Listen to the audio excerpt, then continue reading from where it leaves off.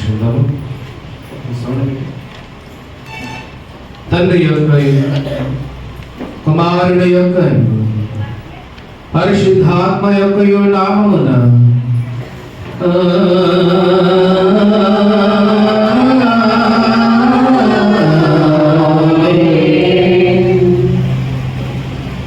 నీ వెలుగును నీ సత్యమును బయలుదేర చేయము. అవి నాకు త్రోవచూపులు, అవి నీ పరిశుద్ధ పర్వతములకు నివాస స్థలములకు నన్ను తోడుకొనవచ్చును. అప్పుడు నేను దేవుని బలిపీఠమునందు నాకు ఆనంద సంతోషములు కలుగు చేయి. దేవుని ఎదుగు చేయదను. దేవా, నా దేవా, సితారా వాయించుచు నీకు కృతజ్ఞతాస్తుతులు చెల్లించదను. హెచ్చరికలు చదువుగా విందాము. మిగిలి ప్రియులారా, మనము మన ప్రభువైన యేసుక్రీస్తు యొక్క పరిశుద్ధ రాత్రి భోజనమునకు రావాలని ఉద్దేశించుచున్నాము. కనుక పరిశుద్ధులైన పౌలు హెచ్చరించినట్లు మనలను మనము శ్రద్ధతో పరీక్షించుకునడం యుక్తమైనది.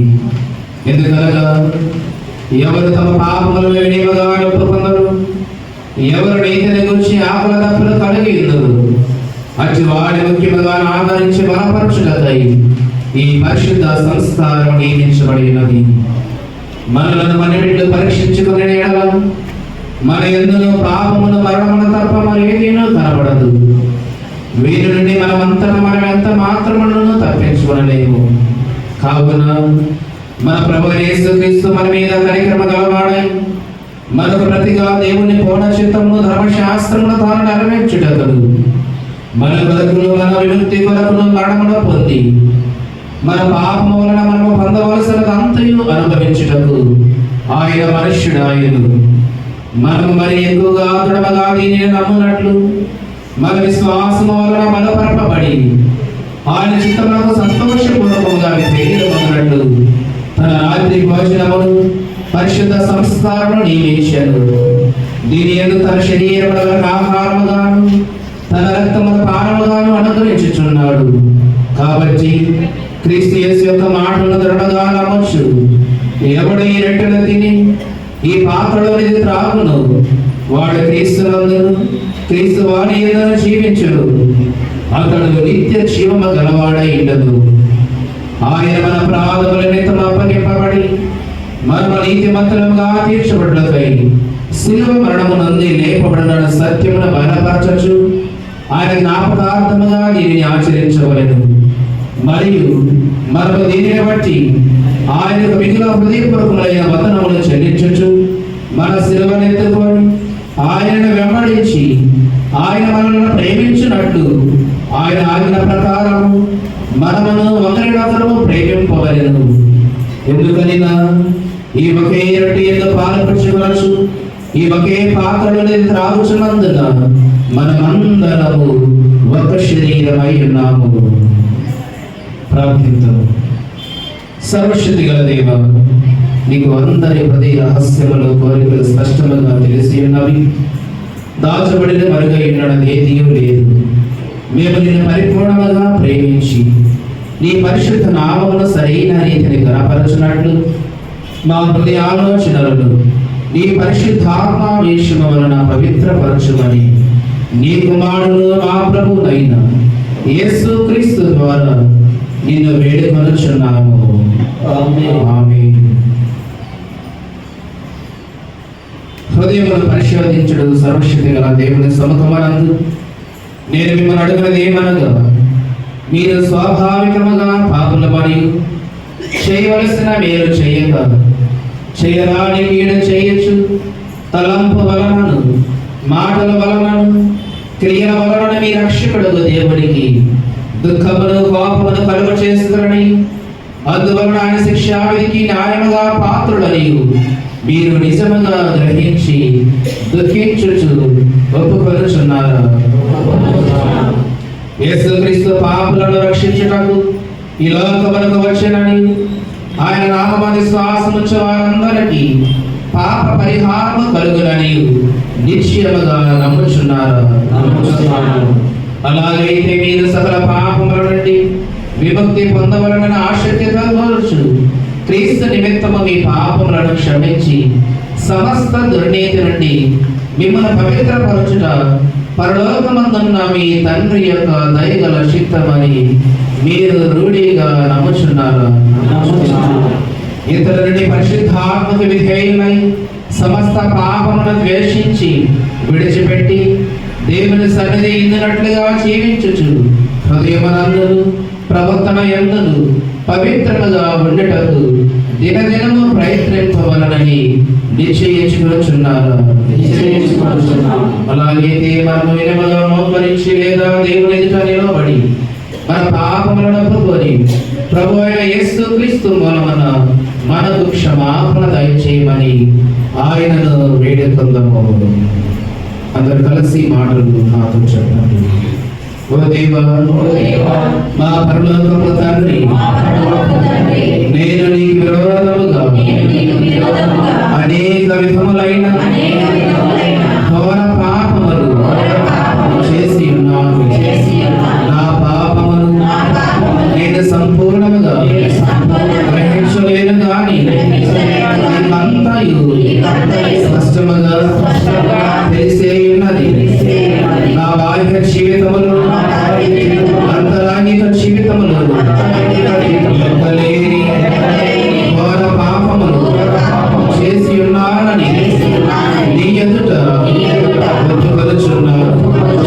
మరియు నేను పశ్చాత్తాపపడచు నా దోషములను గురించి మనస్ఫూర్తిగా లెక్కించుచు ఈ విధి లేని కృపను బట్టి నన్ను కరుణించి ఈ కుమారుడు మా ప్రభు అయిన యేసు క్రీస్తు నిమిత్తమున నా పాపములను మన్నించి కృపతో నా బలహీనతలను తొలగింపుమని నేను వేడుకొనుచున్నాను.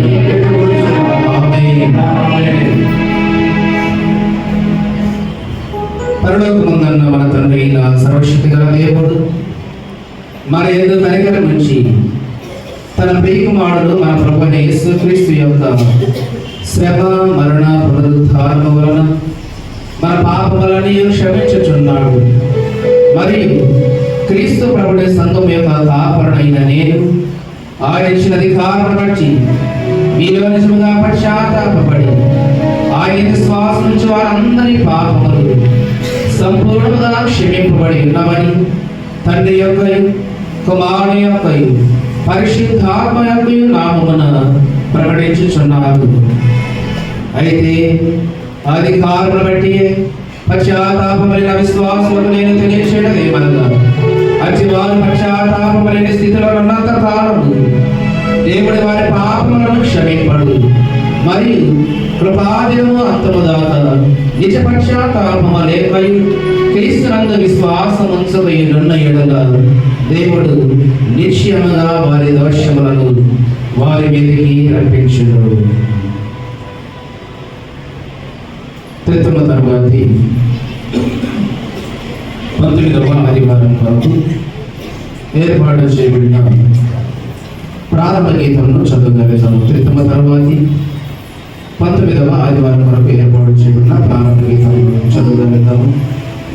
నేనే నీ రక్షణని నాతో సెలవిమ్ము, నీతిమంతులు మొరపెట్టగా యెహోవా ఆలకించును. వారి శ్రమలన్నిటిలో నుండి ఆయన వారిని విడిపించును. ఆయన వారికి నిరంతరము దేవుడై ఉన్నాడు. నా జనులారా, నా బోధకు చెవియొగ్గుడి, నా నోటి మాటలకు చెవియొగ్గుడి.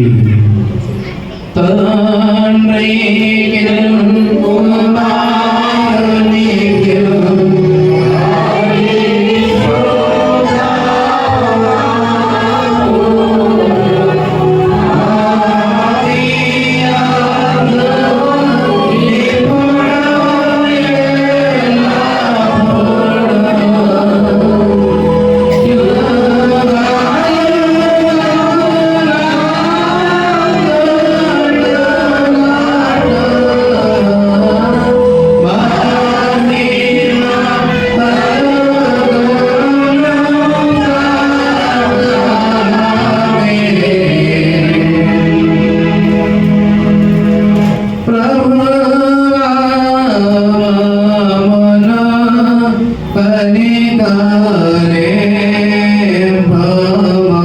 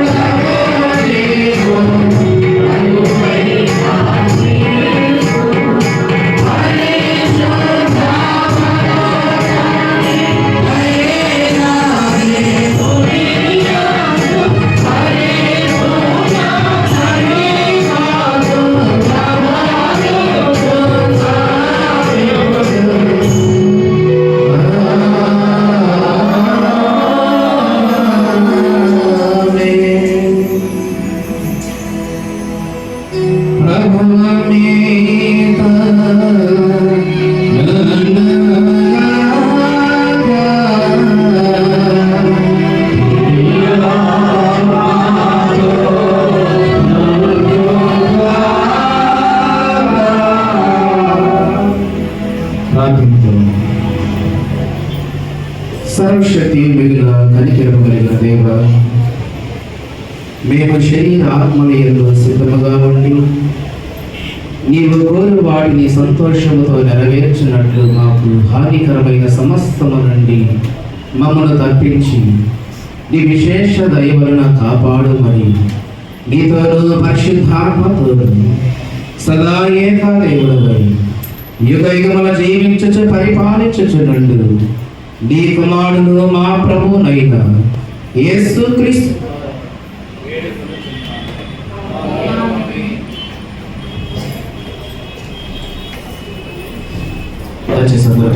చూడండి.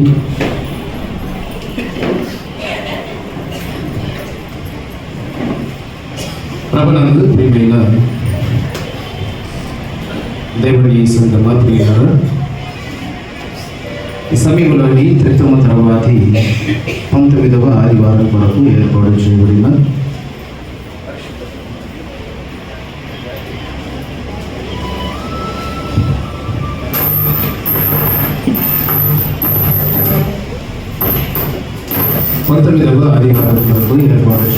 పరిశుద్ధ గ్రంథాన్ని దైవ లేఖన భాగములను చదవగలుగుతాము.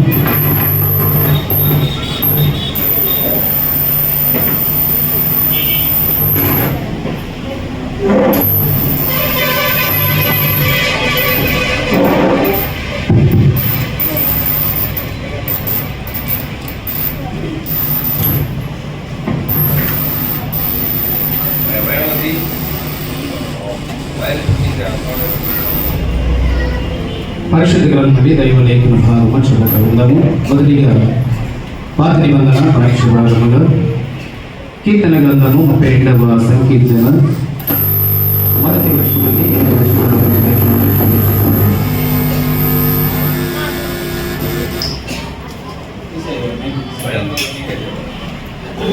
కీర్తన గ్రంథము 32వ సంకీర్తన మొదటి వచనం నుండి 7 వచనాలు కలిగిన దైవ లేఖన భాగమును మన మధ్య ఉన్నటువంటి డలిగేట్ గారు పాత నిబంధన సాక్ష్యవాదాన్ని చదివిస్తారు.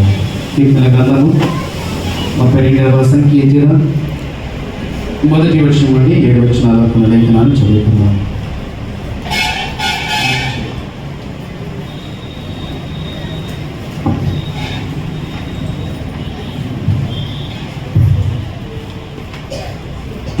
తర్వాత 12వ ఆదివారం కొరకు ఏర్పాటు చేయబడినటువంటి పాత నిబంధన పాఠ్యభాగము కీర్తన గ్రంథము 32వ అధ్యాయము మొదటి వచనం నుండి 7 వచనముల వరకు చదువుకున్నాం. తన అతిక్రమములకు పరిహారమునందినవాడు, తన పాపమునకు ప్రాయశ్చిత్తమునందినవాడు ధన్యుడు. యెహోవా చేత నిర్దోషి అని ఎంచబడినవాడు, ఆత్మలో కపటము లేనివాడు ధన్యుడు. నేను మౌనినై ఉండగా దినమంతయు నేను చేసిన నా ఆర్త ధ్వని వలన నా ఎముకలు క్షీణించినవి. దివారాత్రులు నీ చెయ్యి నా మీద బరువుగా నుండెను.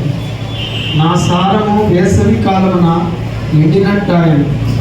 నా దోషమును కప్పుకొనక నీ ఎదుట నా పాపము ఒప్పుకొంటిని. యెహోవా సన్నిధిని నా అతిక్రమములు ఒప్పుకొందుననుకుంటిని. నీవు నా పాపదోషమును పరిహరించి ఉన్నావు. కావున నీ దర్శన కాలమందు భక్తిగల వారందరూ నిన్ను ప్రార్థన చేయదు. విస్తార జల ప్రవాహములు పొరలు వచ్చినను నిశ్చయముగా అవి వారి మీదకి రావు. నా దాగు చోటు నీవే, శ్రమల నుండి నీవు నన్ను రక్షించెదవు. విమోచన గానములతో నీవు నన్ను ఆవరించెదవు. ఈ పాఠ్యభాగము ఇంతటితో ముగించాను.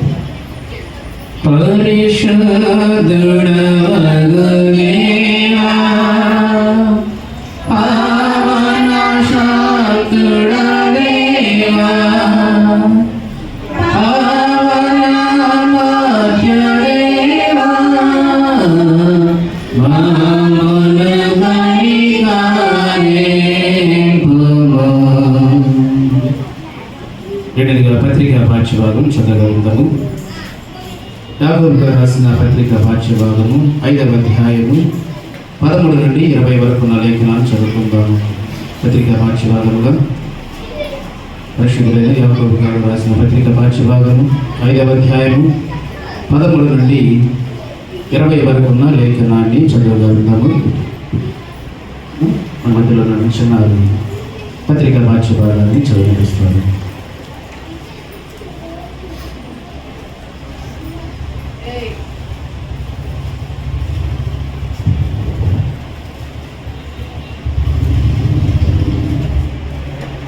ఇది మనకు ఏర్పాటు చేయబడిన పత్రిక పాఠ్యభాగము యాకోబు 5వ అధ్యాయము 13 నుంచి 20 చదువుకున్నాం.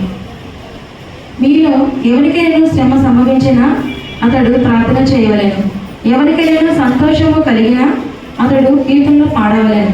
మీలో ఎవడైనా రోగి ఉన్నాడా అతడు సంఘపు పెద్దలను పిలిపింపవలెను. వారు ప్రభువు నామమున అతనికి నూనె రాచి అతని కొరకు ప్రార్థన చేయవలెను. విశ్వాస సహితమైన ప్రార్థన ఆ రోగిని స్వస్థపరచును. ప్రభువు అతని లేపును. అతడు పాపములు చేసిన వాడైతే పాపక్షమాపణ నొందును. మీ పాపములను ఒకరితో ఒకడు ఒప్పుకొనుడి. మీరు స్వస్థత పొందినట్లు ఒకరి కొరకు ఒకడు ప్రార్థన చేయుడు. నీతిమంతుడి విజ్ఞాపన మనపూర్వకమైనదై బహుబలము కలదై ఉండేను. ఏలియా మన వంటి స్వభావం గల మనుషుడే. వర్షింపకుండానట్లు అతడు ఆసక్తితో ప్రార్థన చేయగా 3.5 సంవత్సరముల వరకు భూమి మీద వర్షింపలేదు. అతడు మరలా ప్రార్థన చేయగా ఆకాశము వర్షం ఇచ్చాను, భూమి తన ఫలం ఇచ్చాను. నా సహోదరులారా, మీలో ఎవరినైనాను సత్యము నుండి తొలగిపోయినప్పుడు మరి ఎప్పుడు అతనిని సత్యమునకు మళ్లించినడలా పాపిని వారి తప్పు మార్గం నుండి మళ్లించేవాడు మరణము నుండి ఒక ఆత్మను రక్షించి అనేక పాపములను కప్పివేయనని తాను తెలుసుకోవలెను. దేవుని వాక్యం ఇంత పర్యంతము. హల్లెలూయా హల్లెలూయా హల్లెలూయా. సువార్త పాఠ్యభాగాన్ని చదవగలుగుతాము.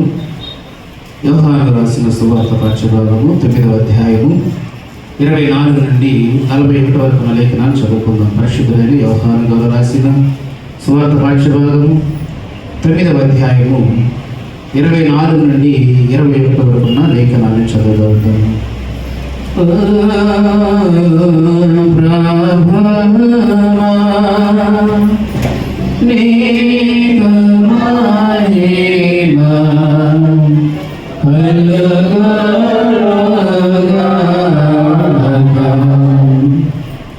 సిస్టర్ చదువుతారా?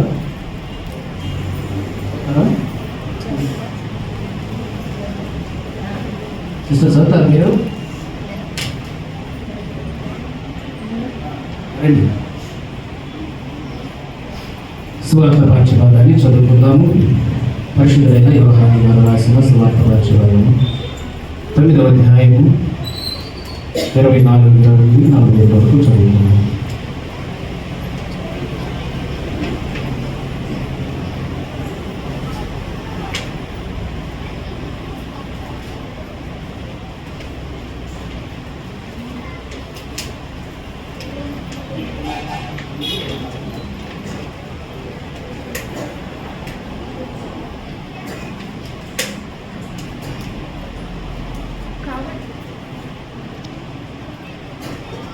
కాబట్టి వారు గుడ్డివాడై ఉండిన మనుషుని 2వ మారు పిలిచి దేవుని మహిమపరచుము. ఈ మనుషుడు పాపి అని మేమెరుగుతామని వానితో చెప్పగా వాడు ఆయన పాపి అయి కాడో నేను ఎరుగను, కాబట్టి మాత్రము నేను ఎరుగుదను. నేను గుడ్డివాడనై ఉండి ఇప్పుడు చూచుచున్నానెను. అందుకు వారు ఆయన నీకేమి చేసెను, నీ కన్నులు ఎలాగూ తెరచునని మరలా వానిని అడగగా వాడు ఇందాక మీతో చెప్పి తిని గాని మీరు వినకపోతిరి. మీరెందుకు మరలా వినకోరుచున్నారు? మీరును ఆయన శిష్యులవుటకు కోరుచున్నారా ఏమి అని వారితో అనెను. అందుకు వారు నీవే వాని శిష్యుడవు, మేమే మోషే శిష్యులము.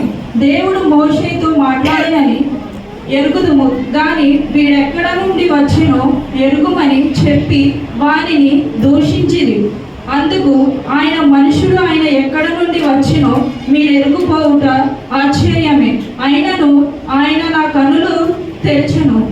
దేవుడు పాపులమని ఆలకింపడని ఎరుగుదుము.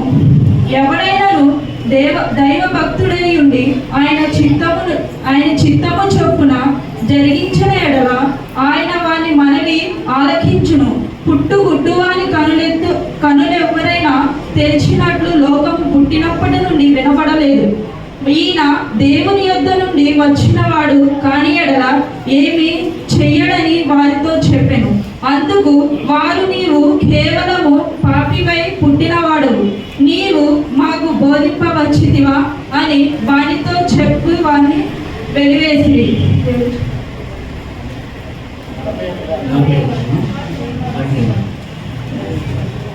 పరిసయ్యులు వానిని వెలివేసిరని యేసు విని వానిని కనుగొని, నీవు దేవుని కుమారుని యందు విశ్వాసం ఉంచుచున్నావా అని అడిగాను. అందుకు వాడు, ప్రభువా, నేను ఆయన యందు విశ్వాసం ఉంచుటకు ఆయన ఎవడని అడగగా, యేసు, నీవు ఆయనను చూచుచున్నావు, నీతో మాట్లాడుచున్నవాడు ఆయనే అనెను. అంతటా వాడు, ప్రభువా, నేను విశ్వసించుచున్నానని చెప్పి ఆయనకు మొక్కెను. అప్పుడు యేసు చూడని వాడనియు చూడలేని చూచువారు గుడ్డివారు కావలెను అను తీర్పు నిమిత్తము నీ లోకమునకు వచ్చితినని చెప్పెను. ఆయన ఈ యొద్దనున్న పరిసయ్యులలో కొందరు ఈ మాట విని, మేమును గుడ్డివారమా అని అడిగిరి. అందుకు యేసు, మీరు గుడ్డివారైతే మీకు పాపము లేకపోవును, దాన్ని చూచుచున్నామని మీరిప్పుడు చెప్పుకొనుచున్నారు కనుక మీ పాపముని నిలిచి ఉన్నది చెప్పెను.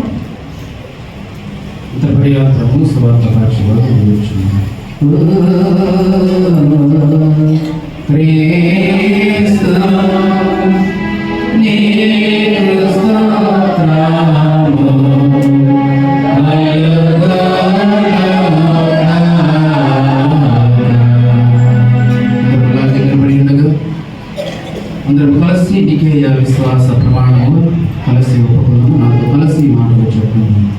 భూమి ఆకాశములను దృశ్యాదృశ్యములు సమస్తమును సృజించిన సర్వశక్తి గల తండ్రి యగు ఏక దేవుని నేను నమ్ముచున్నాను. ఆయన జనదేక కుమారుడు అద్వితీయుడగు ప్రభువైన యేసుక్రీస్తును నమ్ముచున్నాను. ఈయన జగములన్నింటికి తండ్రి నుండి కలిగిన వాడను, దేవుని నుండి దేవుడను, వెలుగు నుండి వెలుగును, నిజమైన దేవుని నుండి నిజమైన దేవుడను, సృజింపబడక జన్మించిన వాడను, తండ్రితో ఏకతత్వము గలవాడను, సమస్తమును కలుగు చేసిన వాడు ఉన్నాడు. ఈయన మానవుల మగు మన మనకును మన రక్షణ వరకు పరలోకము నుండి కన్యయగు మరియ నుండి పరిశుద్ధాత్మ వలన అవతరించి పుట్టి మనుష్యుడు ఆయనను పొంది పిలాతు అధికారము క్రింద మన వరకు సిలువ వేయబడి శ్రమ నొంది సమాధి చేయబడన లేఖనముల ప్రకారం మూడవ దినమున తిరిగి లేచి పరలోకమునకు తండ్రి యొక్క కుడి చేతి వైపున కూర్చుని ఉన్నాడని, సజీవులకు మృతులకు తీర్పు చేయటకు తిరిగి మహిమతో వచ్చునని, ఆయన రాజ్యములకు అంతము లేదని అనుచున్నాను. తండ్రి నుండి కుమారుడి నుండి బయలువెడలుచు తండ్రితోను కుమారుడితోను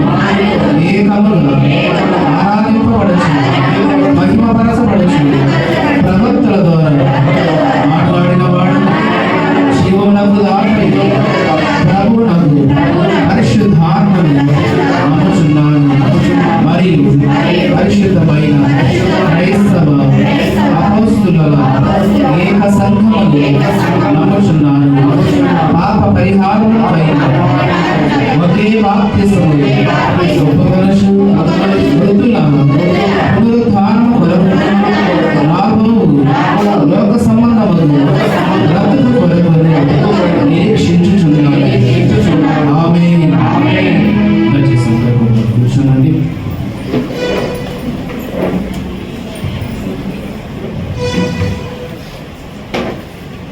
ప్రభునందు ప్రియమైన క్రైస్తవ సంగమ దేవుని ప్రియులారా, ప్రత్యేకమైనటువంటి ఈ సమయంలోని త్రిత్వమ తర్వాతి 19వ ఆదివారం కొరకు చదువుకున్నటువంటి పాఠ్యభాగం నుండి 10 నిమిషాలు మనమందరం కూడా దైవ సందేశాన్ని పరిశీలన చేయబోయే ముందుగా సమయంలో మరొక కీర్తనతో దేవుని నామాన్ని మహిమర్చుకుంటూ దేవుని ఆరాధించుకుంటాము. సమయంలోని ప్రత్యేకమైనటువంటి కీర్తనగా మరి సంఘ పెద్దలందరూ కూడా కలిసి సమయంలో ఒక కీర్తన పాడుతున్నారు.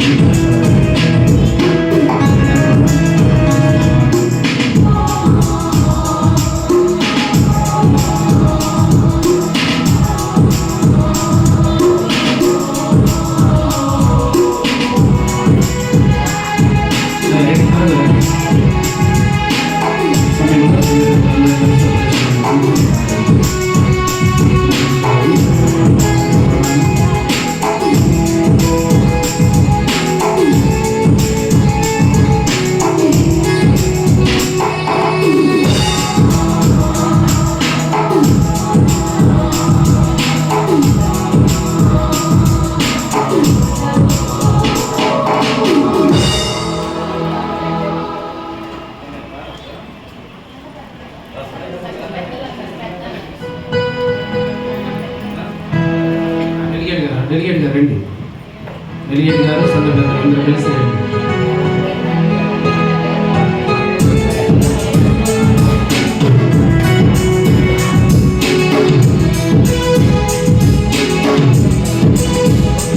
దేవునికి స్తోత్రము గానము చేయడం మనందరము అంత పెద్ద పాటే, కానీ అక్కడక్కడ స్టెప్ బై స్టెప్ వస్తూ ఉంటుంది. అర్థమైందా? కనుక అందరూ మరి ఇక్కడ ఏముంది, దేవునికి స్తోత్రము గానము చేయటము మంచిది. అందరం కలిసి పాడాలి.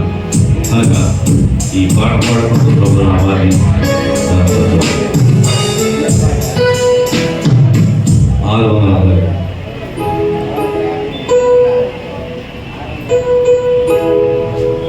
దేవునికి స్తోత్రము గానము చేయుటయే మంచిది. మనమందరము స్తుతి గానము చేయుటయే మంచిది.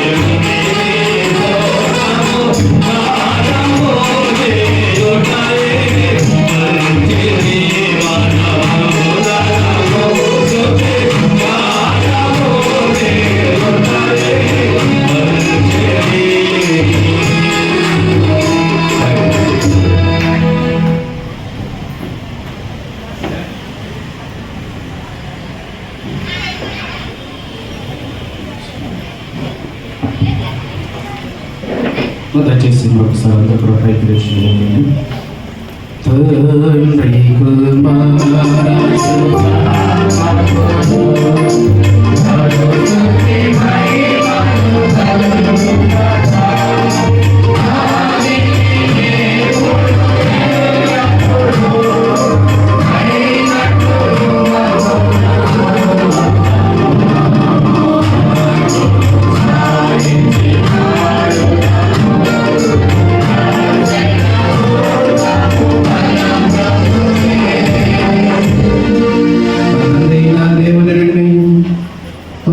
యేసుక్రీస్తు వారి నుండి కృపా సమాధానములు మీకు కలుగును గాక.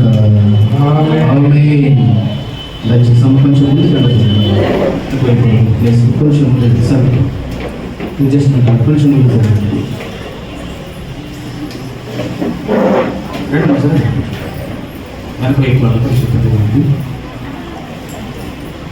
ప్రభునందు ప్రియమైన క్రైస్తవ సంగమ దేవుని ప్రియులారా,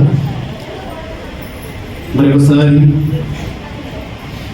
మధ్యాహ్న కాల సమయంలో మీ అందరికీ కూడా మన ప్రభువును రక్షకుడైన యేసుక్రీస్తు వారి ప్రశస్త నామంలో మీ అందరి శుభాలు హృదయపూర్వకమైన వందనాలు చెల్లించుకుంటూ ఉన్నాను. ప్రియులారా, మంచిది దేవుడు మరొకసారి మనం ప్రేమించి తన ఉన్నతమైనటువంటి ప్రేమ చేత మన జీవితాల్లో మన గతించిపోయినటువంటి పరిశుద్ధ ఆదివారం నుండి మరొక వారం వరకు తన తండ్రైనటువంటి దేవుడు తన పిల్లలమైన మనలను తన రెక్కల చాటును భద్రపరచి వారమంతా కూడా మనకు కావాల్సిన క్షేమాన్ని మంచి ఆరోగ్యం సమకూర్చి ఎన్నో అపాయం నుండి మనల్ని సంరక్షించి తన ఉన్నతమైన ప్రేమను బట్టి మనల్ని సజీవులుగా జ్ఞాపకం చేసుకొని మరొకసారి ఆయన సన్నిధానంలో చేరి కుమారుడైనటువంటి యేసుక్రీస్తు ద్వారా తన తండ్రిని ఆరాధించడానికి మహిమపరచడానికి మనందరూ కూడా సంగముగా సమూహముగా సిద్ధపరిచినటువంటి దేవాది దేవునికి మనమందరము హృదయపూర్వకమైన కృతజ్ఞతాస్తుతులు చెల్లించేవారమై ఉండాలి. ప్రియులారా, మంచిది చక్కగా ఇంతవరకు కూడా పాటల ద్వారా ఆరాధన ద్వారా దేవుని నామాన్ని మహిమపరిచినాము. మరి చదువుకున్నటువంటి పాఠ్యభాగం అని కొన్ని మాటలు మనం ఆలోచన చేద్దాం, కొన్ని మాటలు పరిశీలన చేద్దాం. ఎందుకంటే ఈ రోజు మన ఉంది కనుక మరి సమయాన్ని దృష్టిలో పెట్టుకొని మరి 10 నిమిషాలు దైవ సందేశాన్ని మనం అందరం కూడా శ్రద్ధగా ఆలకించాలని మరొకసారి మీ అందరికీ కూడా మనం చేస్తూ ప్రార్థన చేసుకొని దైవ లేఖనాన్ని పరిశీలన చేద్దాం. అందరూ కూడా తలల మనుషుల్ని ప్రార్థన చేసుకొని దేవుని వైఖరికి వెళదాం. మహాపరిశుద్ధుల కృప కలిగిన మా తండ్రి, ప్రేమ నమ్మకము కలిగిన మా గొప్ప దేవ, మీ పరిశుద్ధ పాదాలకు నాయన వేలాది వందనములు స్తుతులు స్తోత్రం చెల్లించుకుంటూ ఉన్నాము తండ్రి. మరొక పర్యాయం నాయన మమ్మలను మీ పిల్లలుగా జ్ఞాపకం చేసుకొని తండ్రి పరిశుద్ధ ఆదివారపు ఆరాధనలు మీ దేవాలయంలో చేరి పాటల ద్వారా ఆరాధన ద్వారా వాక్యము ద్వారా తండ్రి మిమ్మల్ని మహిమపరచడానికి మాకిచ్చిన ధన్యతను బట్టి వందనాలు చెల్లించుకుంటూ ఉన్నాము. మేమందరము కూడా ఆయన ఆసక్తి కలిగే సన్నిధానంలో ప్రవేశించి ఉండగా మా ఆత్మీయ జీవితానికి కావలసిన పరలోక సంబంధమైన జ్ఞానాన్ని మీ వాక్యము ద్వారా అందించమని ప్రార్థిస్తూ ఉన్నాము. దాన్ని మేమందరం కూడా ఆయన వినువారు మాత్రమే ఇన్ని మమ్మలను మేము మోసరించగలక విన్న వాక్యాన్ని బట్టి ఆయన మా ఆత్మీయ జీవితంలో ఉన్నటువంటి లోపాలను సరిచేసుకొని మా యందు క్రీస్తు ఆకారము పరిపూర్ణంగా నెరవేరే వరకు తండ్రి మీ వాక్యాన్ని బట్టి మమ్మలను మేము దినదినము కూడా పరిశీలన చేసుకొని ఆయన మీకు ఇష్టమైన కుమారులుగా కుమార్తెలుగా సంఘముగా మరలా మీరు వచ్చేంత వరకు భూమి మీద మీ కొరకు మేమందరం కూడా ఈ సువార్త పక్షంగా ప్రయాసపడే సంఘముగా మమ్మల్ని అందరం కూడా మీరు బలపరచమని మా ప్రభువును రక్షకుడైన యేసు క్రీస్తు వారి పరిశుద్ధ నామమును బట్టి ప్రార్థించి అడిగి వేడుకుంటున్నాము తండ్రి. ఆమేన్. ప్రియులారా, మరొకసారి ఈ మధ్యాహ్న కాల సమయంలోని చదువుకున్నటువంటి ఈ 3 పాఠ్య భాగాలు పాత నిబంధన, పత్రిక, సువార్త, ఈ 3 పాఠ్య భాగాల నుండి ఒక ప్రాముఖ్యమైన విషయాన్ని మనం పరిశీలన చేద్దాం. కొన్ని మాటలు ఆలోచన చేద్దాం. దయచేసి శ్రద్ధగా వినాలని ప్రేమపూర్వకంగా మీ అందరూ కూడా మనం చేస్తూ ఉన్నాం. రోజున మనం మాట్లాడుకోబోయే అంశం ఏంటంటే ఈ 3 పాఠ్య భాగాల నుండి మనం అందరూ కూడా మాట్లాడుకోబోయే విషయాన్ని ఈ పాపములను కప్పుకుంటావా, ఒప్పుకుంటావా? ఏంటంటారు? చెప్పాలి.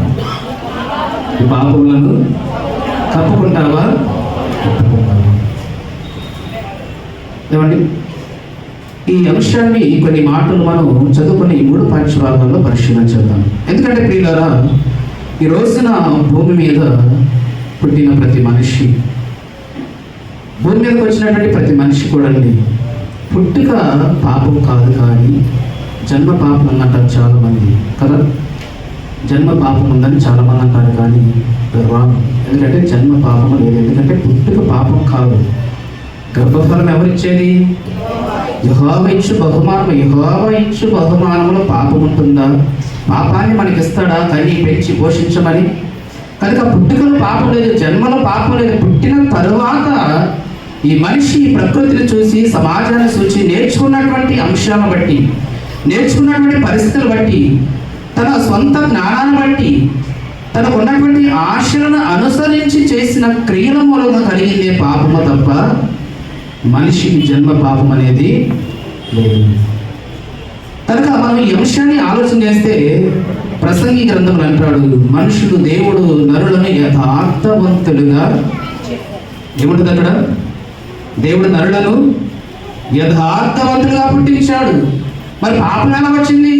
వారు వారి తంత్రములను కల్పించుకున్న వారై, వారి సొంత ఆశలను అనుసరించి, వారి సొంత ఉద్దేశాలను బట్టి, ప్రతి మనిషి కూడా క్రియల మూలంగా కలిగిందే పాపము, కానీ జన్మ పాపం అనేది ఏ మనిషి కూడా లేదు. కనుక పిల్లలు మనం ఆలోచన చేయగలిగితే ఈ రోజున భూమి మీదకి వచ్చినటువంటి ప్రతి మనిషి ఎవడి అప్పు చేయని వాడు ఉంటాడేమో, కానీ తప్పు చేయని వాడు ఎవడు లేడు. ఏదో ఒక విషయంలో, ఏదో ఒక కారణాన్ని బట్టి, ఏదో ఒక సందర్భం, శారీరకంగా, క్రియల ద్వారా, ఆలోచన ద్వారా, ఏదో ఒక విధంగా ప్రతి మనిషిలో లోపం ఉంటుంది, ప్రతి మనిషిలో పాపం ఉంటుంది. కనుక దేవుని ఆజ్ఞను అతిక్రమించడమే పాపము. మేలైనది చేయనేరి అలా చేయని వారికి ఏం కలుగుతుందట? పాపము కలుగుతుంది. అందుకే ఈ రోజున మన అంశం, మన పాపములను కప్పుకుంటావా, ఒప్పుకుంటావా? ఎందుకంటే ప్రియులారా, ఎందుకు ఈ మాట మనం మాట్లాడుకోవాల్సినటువంటి అవసరం ఉందంటే, ఈ రోజున క్రైస్తవులుగా, క్రైస్తవ సమాజముగా పిలువబడుతున్నటువంటి మనమందరము కూడా వాక్యములో ఉన్నటువంటి సత్యాన్ని అర్థం చేసుకోలేక, వాక్యపు భావాలు మనకు అర్థం కాక, కేవలము నేను దేవుని నమ్మాను, క్రైస్తవులను చెప్పుకోవటం మాత్రమే మన జీవితం వెళ్ళిపోతుంది తప్ప, దేవుడు తన ఆత్మలు, తన గ్రంథంలో 66 పుస్తకాలు రాయించి మన చేతిలో పెట్టి, తన మనసులో ఉన్నటువంటి ప్రతి భావాన్ని కూడా మనకు అర్థం కావాలని, వీటిని చదవాలని, ధ్యానించాలని, విన్నటువంటి మాటలు మీరు నేర్చుకొని ఆ మాట చొప్పున మీ యొక్క జీవితాలు పరివర్తన చెందాలని ఎన్నో కన్న తండ్రి ఆశలు నిరాశలుగా మిగిలించే సమాజంగా ఉందండి ఈరోజు క్రైస్తవ సమాజమే. అందుకే ఈ రోజున అంటే ఎవరికి తెలియదు మనం చేసేది, మనం మాట్లాడేది, మన ప్రవర్తన, మన ఆలోచనలు, మన స్వభావం ఎవరికి తెలియదు అనుకుని మనం భ్రమపడతాం. కానీ సమస్తము కూడా ఎవరికి తెలుసట? దేవునికి తెలుసు. సమస్తము దేవునికి తెలుసని మనం ఏం చేస్తున్నాము, మన మాట ఏంటి, మన భాష ఏంటి, మన ఆలోచన ఏంటి, మన తలంపులు ఏంటి, శారీరకంగా ప్రత్యక్షంగా మనం దేవుని సన్నిధానంలో ఈ ఆకారం కలిగి ఉన్నప్పటికీ నీ ఆత్మ, నీ ఉద్దేశాలు, నీ తలంపులు పరిపూర్ణంగా ఉన్నాయా లేవా, పరిపూర్ణమైన భక్తి భావంతో ఉన్నాయా లేవా అనేది దేవుడు పరిశీలన చేస్తూ ఉంటాడు, ఆయన గమనిస్తూ ఉంటాడు. చాలా జాగ్రత్తగా ఉండాలండి మనం. అందుకన్నాడు, నీవు దేవుని మందిరానికి వెళ్ళినప్పుడు నీ ప్రవర్తన జాగ్రత్తగా ఉండాలి. చాలా జాగ్రత్తగా ఉండాలి. మనం దేవుని సన్నిధానంలో, దేవుని సమూహానికి వచ్చాం. లోకాలను కలుగు చేసిన కన్న తండ్రి మాటలు వినడానికి వచ్చాం మనం ఇక్కడికి. ఆయన జ్ఞానాన్ని నేర్చుకోవడానికి వచ్చాం మనం అందరం కూడా. ఆ రోజు యూదులు నమ్మలేదు క్రీస్తుని, ఈరోజు క్రైస్తవం అని చెప్పుకున్నటువంటి మనం కూడా ఆయన త్యాగము మనకు అర్థం కాకపోతే ఎలా క్రైస్తవులుగా మనం చెప్పుకోగలమండి? యేసుక్రీస్తు వారి సమాజం కొరకు, మన కొరకు చేసినటువంటి ఆ త్యాగాన్ని, ఆ మరణాన్ని, ఆ శ్రమను, ఆ పునరుద్ధారమును మనం అర్థం చేసుకోలేకపోతే, మనకు అర్థం కాకపోతే నువ్వు ఎలా క్రైస్తవుడు అవుతావు? నమ్ముకోవటం వల్ల క్రైస్తవుడు కాదు కదా. దేవుని మందిరానికి వచ్చినంత మాత్రం క్రైస్తవులు కాదు కదా. క్రీస్తవుడు అర్థం కావాలి, ఆయన ఒప్పుకోవాలి, విశ్వసించాలి. నీ కొరకు ఆయన చేసిన త్యాగం ఏంటో నీకు అర్థం కావాలి. ఏమండి, ఎందుకు ఈ లోకానికి వచ్చాడు, ఎందుకు శ్రమ పడ్డాడు, ఎందుకు సిలువ వేయబడ్డాడు, ఎందుకు మరణాన్ని జయించాడు? సువార్త అంటే అదే కదా, ఆయన శ్రమ, మరణము, పునరుద్ధానము. ఎందుకు వచ్చాడో చెప్పాలి సమాజానికి, ఎందుకు చనిపోయాడో చెప్పాలి, ఎందుకు మరణాన్ని జయించాడో చెప్పాలి. ఇది కదా సువార్త. ఈ సువార్త చెప్పాలి కదా ఈరోజు ప్రతి క్రైస్తవుడు కూడా ఈ సమాజానికి. ఆ రోజు యూదులు నమ్మలేదు, ఇశ్రాయేలు ప్రజలు నమ్మలేదు. ఎవరు నీతిమంతుడికి ఈ లోకానికి వచ్చినటువంటి క్రీస్తు మనందరి యొక్క పాపముల విషయమై పరిపూర్ణత ఇవ్వడం కొరకు ఈ లోకానికి వచ్చాడు. చీకటిలో ఆజ్ఞను అతిక్రమించి దేవుని వాక్యాన్ని, దేవుని చట్టాన్ని మనకంటూ ఒక చట్టం ఇచ్చాడు. మనం ఎలా బ్రతకాలో, ఎలా బ్రతకూడదు, ఈ సమాజంలో ఎలా ఉండాలో, పొరుగువారిని ఎలా ప్రేమించాలో, దేవుని ఎలా ఆరాధించాలో, ఈ 26 పుస్తకాలు ఒక చట్టాన్ని రాయించి దేవుడు మనకిచ్చాడు. కనుక దీన్ని ఎవరైతే అతిక్రమిస్తారో వారు పాపములకు దాసులు పోతారని దేవుడి సెలవిచ్చి మన ఎదురు పంపించాడు. అలా మర్చిపోయినటువంటి యూదా జాతి, అలా మర్చిపోయినటువంటి ఇశ్రాయేలు సమాజాన్ని హెచ్చరించడం కొరకై మరలా యేసుక్రీస్తు వారు మానవ దేహాన్ని ధరించి లోకానికి వచ్చి ఎవరి తండ్రి ఇచ్చినటువంటి అధికారాన్ని బట్టి ఎన్నో అద్భుతాలు, ఎన్నో ఆశ్చర్యకార్యాలు, ఎన్నో సూచక్రియలు వాళ్ళ మధ్య జరిగించినప్పటికీ మరి వారు ప్రత్యక్షంగా యేసుక్రీస్తు వారు కార్యంలో చూసి కూడా ఆయనను విశ్వసించలేనటువంటి గుడ్డితనము కలిగిన వారుగా, అంధత్వం కలిగిన వారుగా, మనోనేత్రాలు మూసుకుపోయినటువంటి వారుగా ఆ సమాజాన్ని మనం చూడగలం. అందుకే ప్రియుడు అక్కడ మన పాపములను మనం చెప్పుకున్నాను, నీ పాపములను ఒప్పుకుంటావా, కప్పుకుంటావా అనే అంశాన్ని మనం పరిశీలన చేస్తూ ఉన్నాం. ఎందుకంటే యేసుక్రీస్తు వారు ఈ లోకానికి వచ్చినప్పుడు ఎన్నో అద్భుత కార్యములు జరిగించినప్పుడు మనం అంతకు ముందు వారాలు చెప్పుకున్న విశ్రాంతి దినాన్ని ఇశ్రాయేలు ప్రజలు, యూదులు ఎంత క్రమంగా, ఎంత చక్కగా, ఎంత భయభక్తులు కలిగి ఆరాధించేవాడు, తండ్రి సన్నిధానానికి వెళ్ళేవాడు. అలాంటి విశ్రాంతి దినమున యేసుక్రీస్తు వారు ఎన్నో అద్భుతాలు, ఎన్నో కార్యక్రమాలు జరిగిస్తున్నటువంటి సందర్భాన్ని చూసి ఆయనను దయ్యము పట్టిన వాడన్నారు, జ్ఞానము లేని వాడన్నారు, పాపి అని కూడా సంబోధించినటువంటి సందర్భాలు మనకు కనబడుతున్నాయి. అదే ఇక్కడ మనం చదువుకున్నటువంటి పాఠ్యభాగాన్ని మనం చూడగలిగితే ఎందుకు మనము పాపములను ఒప్పుకోవాలి, కప్పుకోకూడదనే అంశాన్ని పిల్లలు మనం చూస్తే యోహాను సువార్త 9వ అధ్యాయము, యోహాను సువార్త 9వ అధ్యాయము ఏం రాయబడింది అక్కడ? ఆ పుట్టుగుడ్డి వాడు ఒక మంచి మాట తెలియజేస్తున్నాడు. అక్కడ ఏమంటున్నాడు? 31వ వచనం ఏమంటాడు అక్కడ? దేవుడు పాపుల మనవి ఆలకింపడని ఎరుగుదము. ఎవడైనను దేవభక్తుడయ్యండి ఆయన చిత్తము చొప్పున జరిగించిన ఎడల ఆయన వాని మనవి ఆలకించడు. దేవుడు ఎవరి మనవి ఆలకించడట? పాపుల మనవి దేవుడు ఆలకించాడు. ఇక్కడ జరిగిన సందర్భం ఏంటంటే పుచ్చుకుంటి వాడిని దేవుడు కన్ను తెరిపించాడు. బురద రాసి తన నేత్రాలు తెరిపించిన తర్వాత ఆ శాస్త్రుల పరిచయం వచ్చి నీకు ఎవరిచ్చారు ఈ కళ్ళు, ఎలా జరిగింది, విశ్రాంతి లాంటి కార్యక్రమాలు చేయకూడదు కదా అని తన తల్లిదండ్రులు ఎత్తుకొచ్చి అడుగుతున్న సందర్భం మనకు కనబడుతుంది అక్కడ. అంతకుముందు కూడా గుడ్డి వారు బాగు చేశాడు, మరలా ఈ గుడ్డి వారు కూడా బాగు చేసినప్పుడు అసలు ఏంటి ఈ కార్యక్రమాలు ఏంటి, ఎందుకు యేసుక్రీస్తు వారు ఇలా జరిగిస్తున్నాడు, ఇవన్నీ ఎవరి ద్వారా జరుగుతున్నాయి? శాస్త్రులకు పరిచయాలకు అసలు వారికి నిద్ర కూడా పట్టట్లేదండి. యేసుక్రీస్తు వారు వచ్చి తండ్రి చిత్తాన్ని భూమి మీద నెరవేరుస్తూ సత్యాన్ని వారికి బోధిస్తూ అంధత్వంతో ఉన్నటువంటి వారు మనోనేత్రాలను తొలగిస్తున్నాడు తన కార్యముల ద్వారా. కానీ ఇది ఇశ్రాయేలు ప్రజలకు, యూదా మత పెద్దలకు, శాస్త్రులకు, పరిచయాలకు, ధర్మశాస్త్రోపదేశాలకు అంతు చిక్కినటువంటి కార్యము జీర్ణించుకోలేకపోతున్నారు. ఎందుకంటే సమాజం అంతా కూడా ఎవరికి క్రీస్తు వైపు వెళ్ళకపోతుంది, ధర్మశాస్త్రం విడిచిపెట్టి క్రీస్తుని అంగీకరించే పరిస్థితి వస్తుంది. కనుక యూదా ధర్మశాస్త్రంలో మోషే ద్వారా ఇవ్వబడినటువంటి ధర్మశాస్త్రం గొప్పదని వారి యొక్క భ్రమలో బ్రతుకుతూ ఉన్నారు. యేసుక్రీస్తు వారి యొక్క మాటల ద్వారా, ఆయన సందేశం ద్వారా, ఆయన కార్యముల ద్వారా ఎంతో మంది ఆయనను అంగీకరిస్తున్నారు, ఎంతో మంది ఆయనను క్రీస్తుగా స్వీకరిస్తున్నారు, ఎన్నో అద్భుతాలు జరిగిస్తున్నారు, ఎన్నో కార్యములు జరిగిస్తున్నారు. ఆ పెద్ద పెద్దలందరూ కూడా తల్లిదండ్రులకు వచ్చి అమ్మ ఈ కుమారుడు నీవాడైనా, గుడ్డివాడిగా పుట్టాడా? గుడ్డివాడిగా పుట్టాడండి మా కుమారుడే, మరి ఎలా చూస్తున్నాడు, ఇప్పుడు ఎలా వచ్చాయి ఈ కళ్ళు, ఎవరిచ్చారు? తల్లిదండ్రులు కూడా తెలుసు అండి, తల్లిదండ్రులు కూడా తెలుసు. ఆయనే బురద రాసి ఆయనకు కళ్ళు ఇచ్చాడు, ఆయనకు చూపును ప్రసాదించాడని తల్లిదండ్రులు కూడా తెలుసు. కానీ వారు భయపడి సమాజానికి భయపడ్డారు, యూదులకు భయపడ్డారు. ఇప్పుడు చూడ మాట్లాడిన 22వ వచనం, మా 9వ అధ్యాయము 22వ వచనం మనం చూడగలిగితే వారి తల్లిదండ్రులు యూదులకు భయపడి అలాగ చెప్పిరి. ఎందుకనినా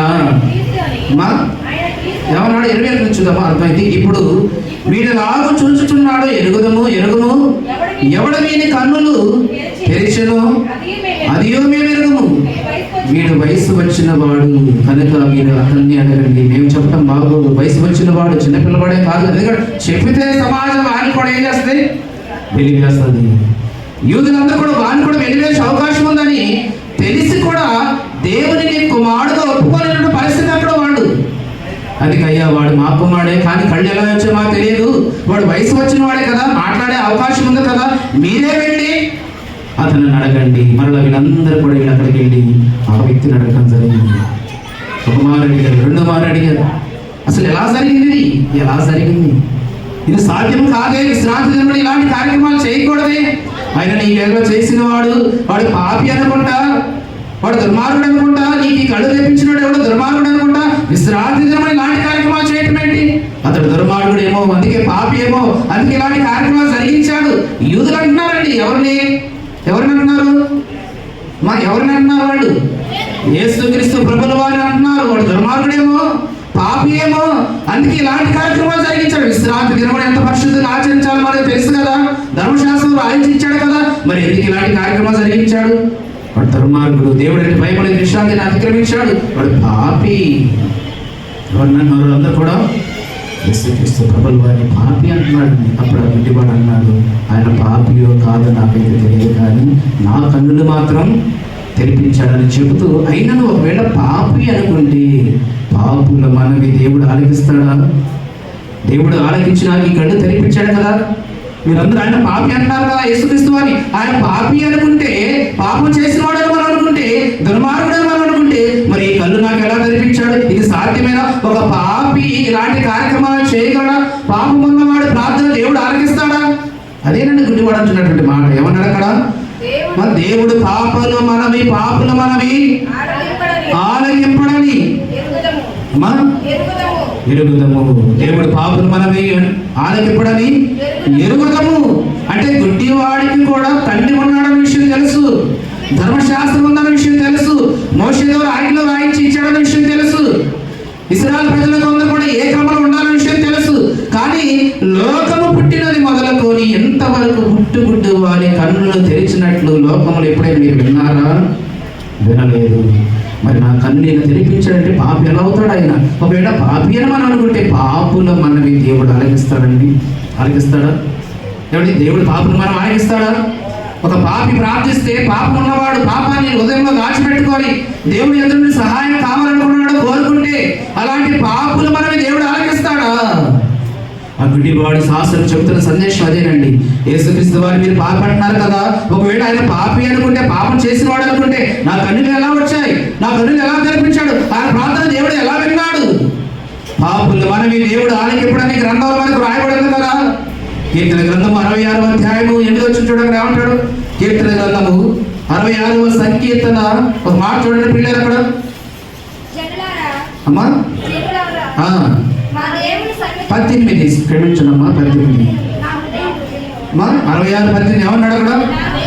నా హృదయములో నేను పాపమును లక్ష్యము చేసిన ఎడల ప్రభు నా మనవి ఏమన్నాడు అక్కడ భక్తుడు? నా హృదయంలో పాపమును నేను ప్రార్థన చేస్తే ఎలా వింటాడు దేవుడు నా ప్రార్థన? యేసుక్రీస్తు వారిని ఏమంటున్నారు? పాపి అంటున్నారు వాళ్ళు. ఈయన పాపం చేసిన వాడు, ఎందుకంటే విశ్రాంతి దినాన్ని అతిక్రమించడం పాపం కదా మనకు. అలాంటి విశ్రాంతి దినాన్ని అతిక్రమించడమే కాకుండా నీకు కన్నులు తెప్పించాడంటే వాడు ఎవడో పాప అయి ఉంటాడు, పాపం చేసిన వాడు అయి ఉంటాడు, వాడు ఎవడో దుర్మార్గుడై ఉంటాడని ఆ గుడ్డివాడి కన్నులు తెరిపించబడిన ఆ గుడ్డివాడితో శాస్త్రులు పరిచయం అంటుంటే, కన్నులు తెరవబడినటువంటి ఆ గుడ్డివాడు అంటున్నాడు, అయ్యా పాపి ఆయన మనం వింటాడా దేవుడు? పాపులు మనం దేవుడు ఆలకిస్తాడా? కనుక ఆయన పాపి కాదు. ఆయన ఎవరో నాకైతే తెలియదు, కానీ ఖచ్చితంగా పాపం చేసిన వాడైతే మాత్రం కాదు. ఎందుకంటే పాపం చేసిన వాడైతే నాకు ఈ కన్నులు వచ్చాయి కావు. ఆయన ప్రార్థన దేవుడు వినేవాడు కాదు.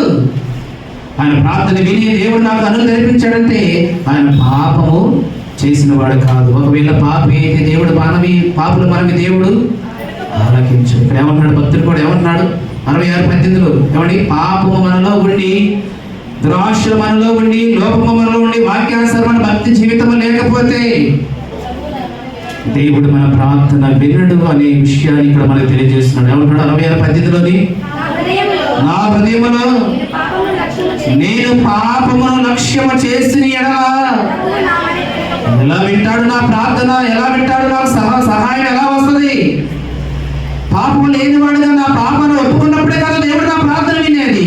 నాలో పాపం ఉండి నా ఇష్టానుసారంగా నేను బ్రతుకుతూ, లోకానుసారంగా నేను బ్రతుకుతూ, లోక ఆశలను అనుసరిస్తూ, ఎవడి లోక సంబంధమైన శరీర సంబంధమైన కోరికలన్నీ కూడా తీర్చుకుంటూ నాకు మేలు చెయ్య, నా ప్రార్థన వినాయ, నాకు సహాయం చేయంటే పాపుల మనమే దేవుడు ఎలా వింటాడు అనుకుంటున్నాను.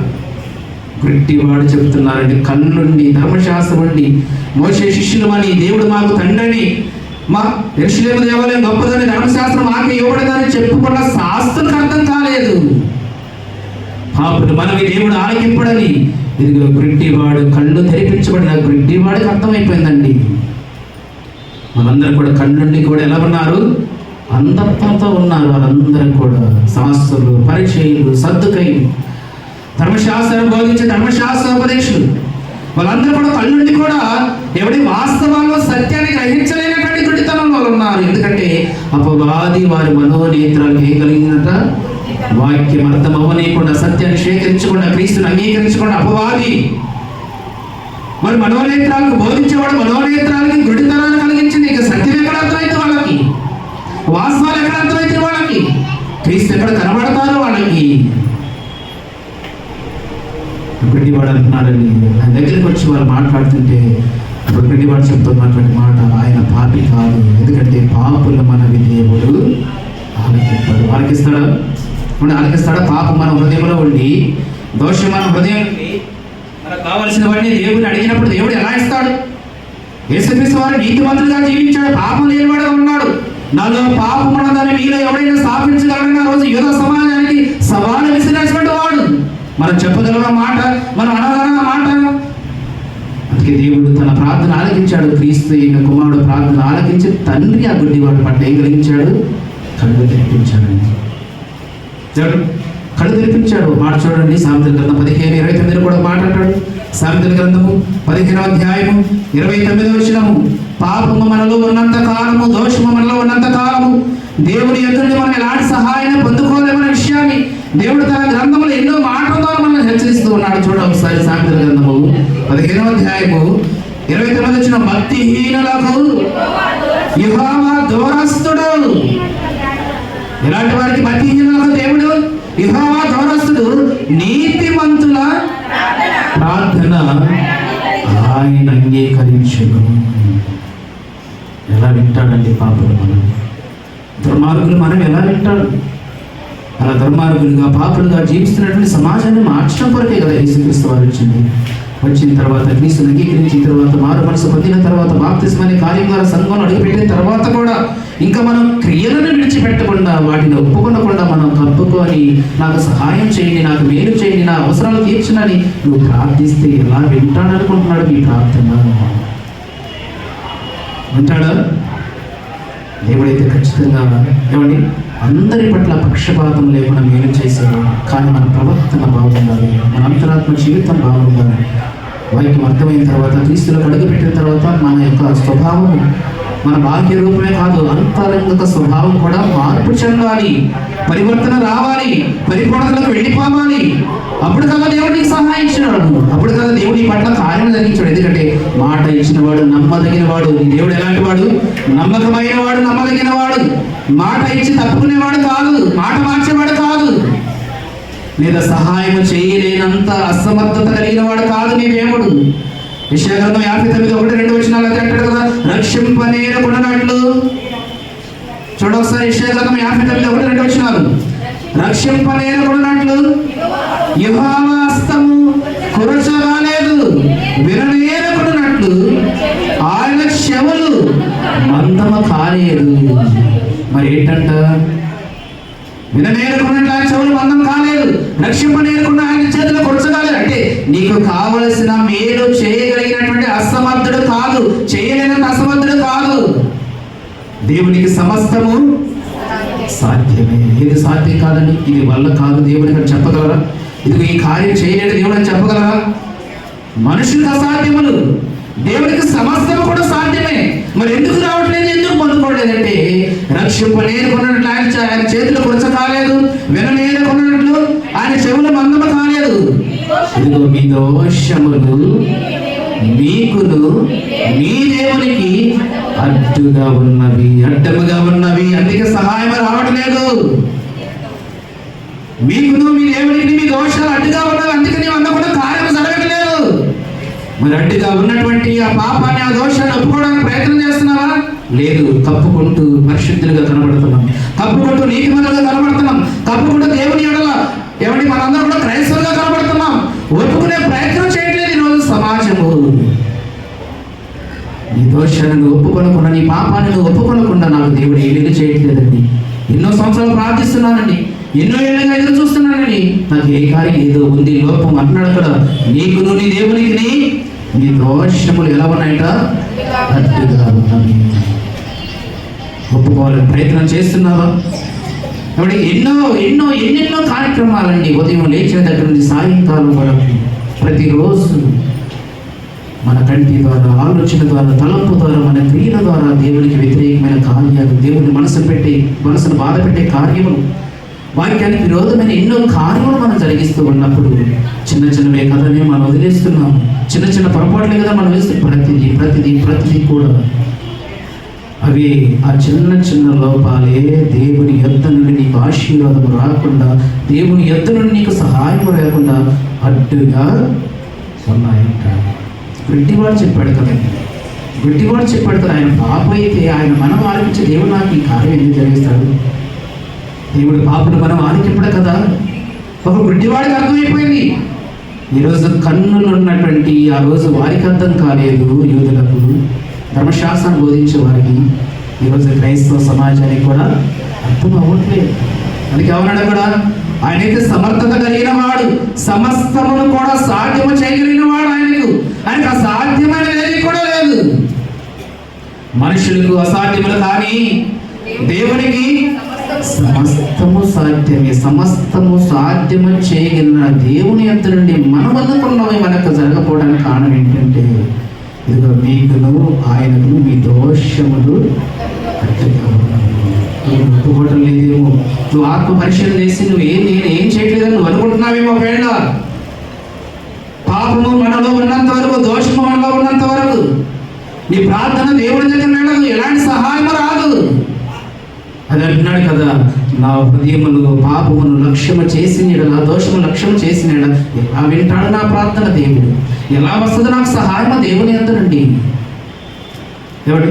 అందుకే పాపము మనలో ఉన్నప్పుడు దాన్ని ఏం చేయాలి మనము? ఎవడి?